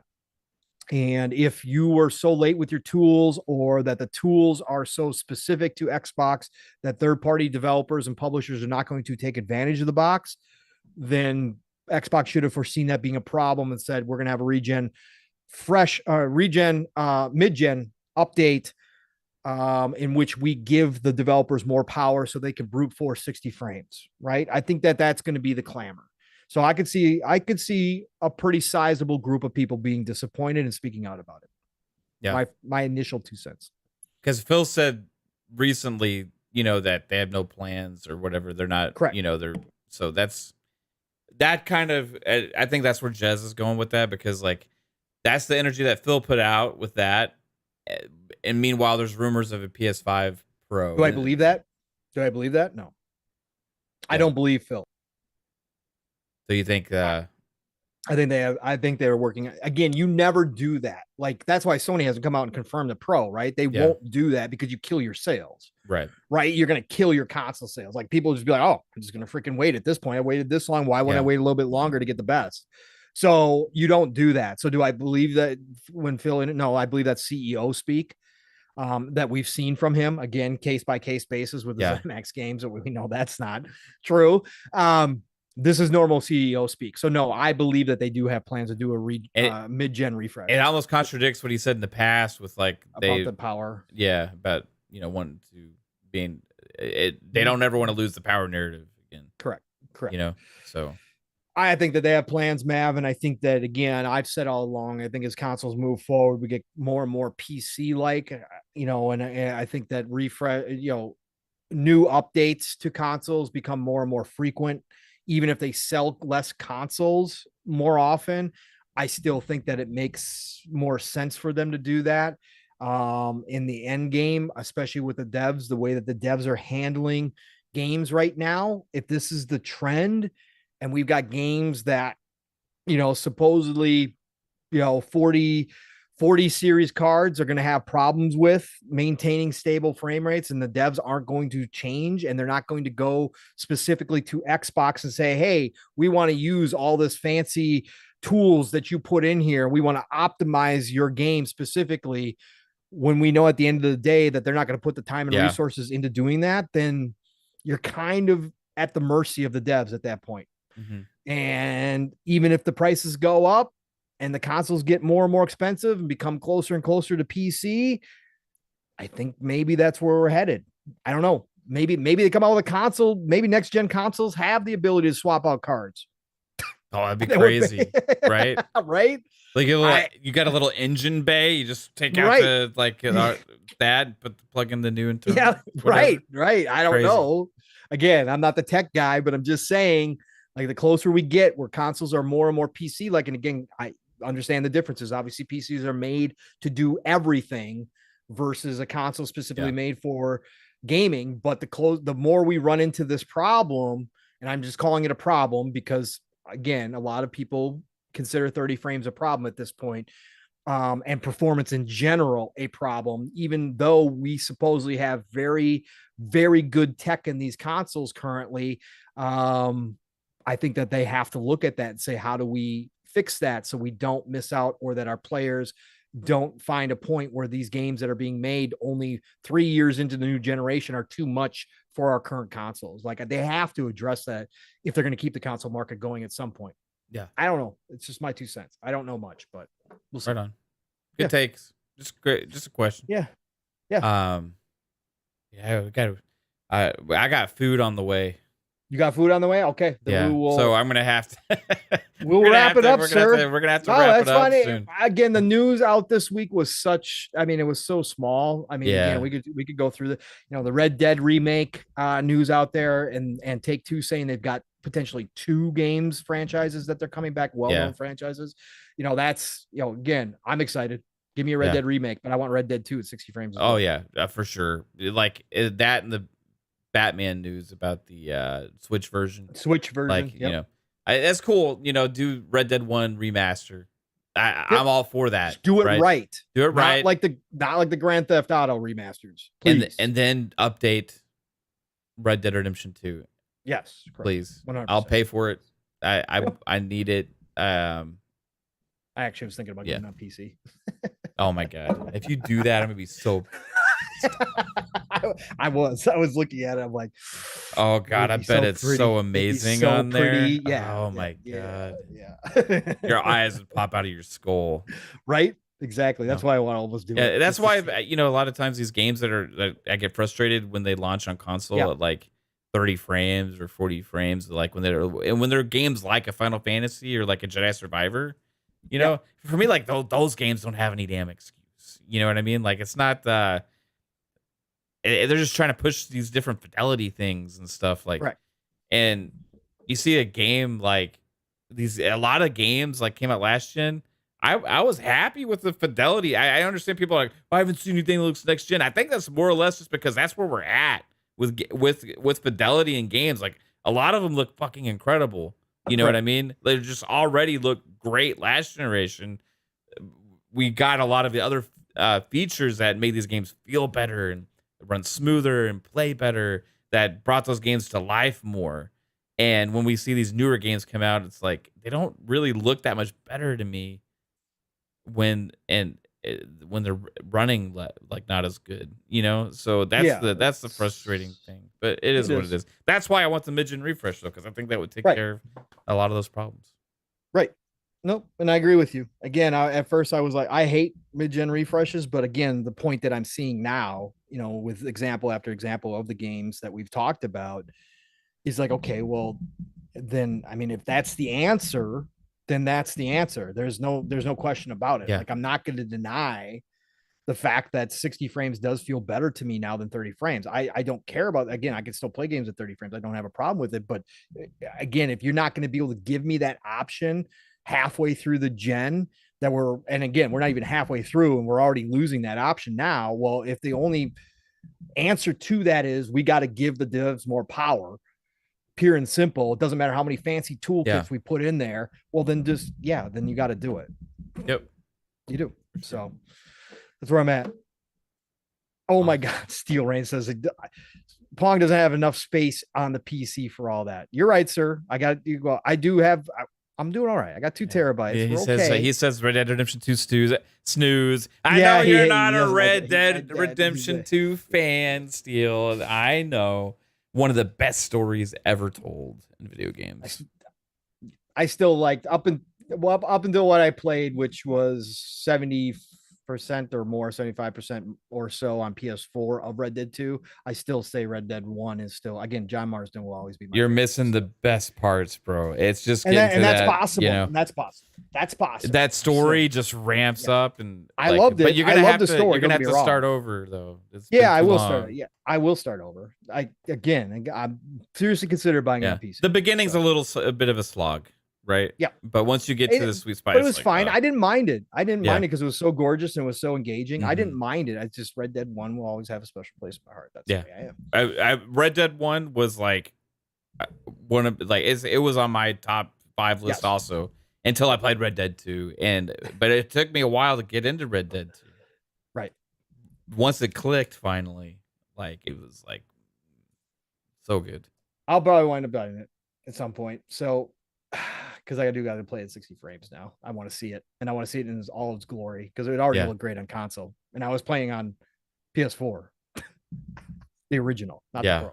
So I can't imagine what they were able to pull off on those. Yeah, it's still to this day, bro. Yeah, it's high watermark for sure. All right, let's get everybody out of here. Let's get Mav some food. It has been another fabulous episode of PM in the PM. Pong and Mav in the PM every Thursday night right here on the Fun Speculation Network. Thank you all for joining us. Again, slow news week. We didn't really know what we were going to talk about. Mav actually came up with a great idea behind the scenes. I was slammed at work, and Mav was like, what do you want to talk about? I'm like, I don't have any ideas. And he's like, let's talk about the second half of the year. I'm like, fantastic. Let's do that.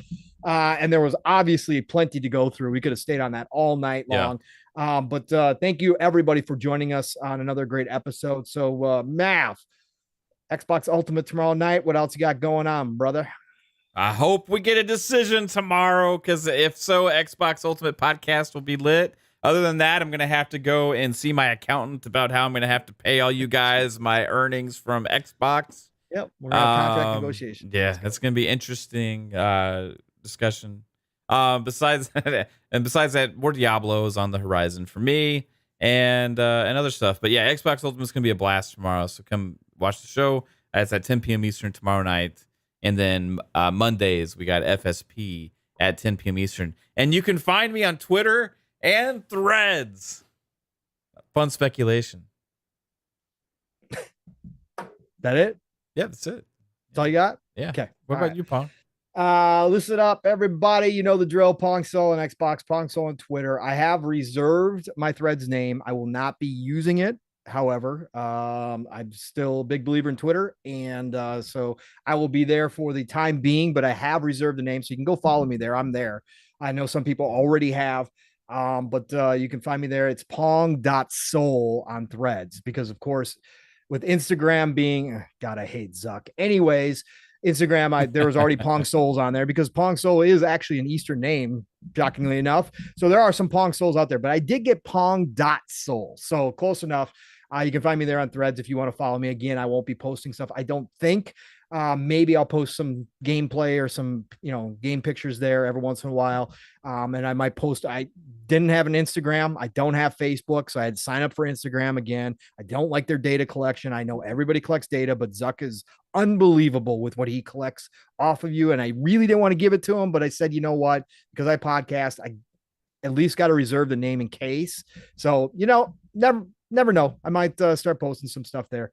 Otherwise, tomorrow, Xbox Ultimate will be here. And then, of course, Saturday morning, you know the drill. Set the alarms now. Get the reminders ready. You got to show up for Living Split Screen. We had to cut the show last week due to technical problems, which, again, Steele and I apologize for. We never like not having a show or cutting our shows. But, again, there was just no way around it. Steele has done amazing work behind the scene. The brother has been working nonstop to make sure we don't have those issues again.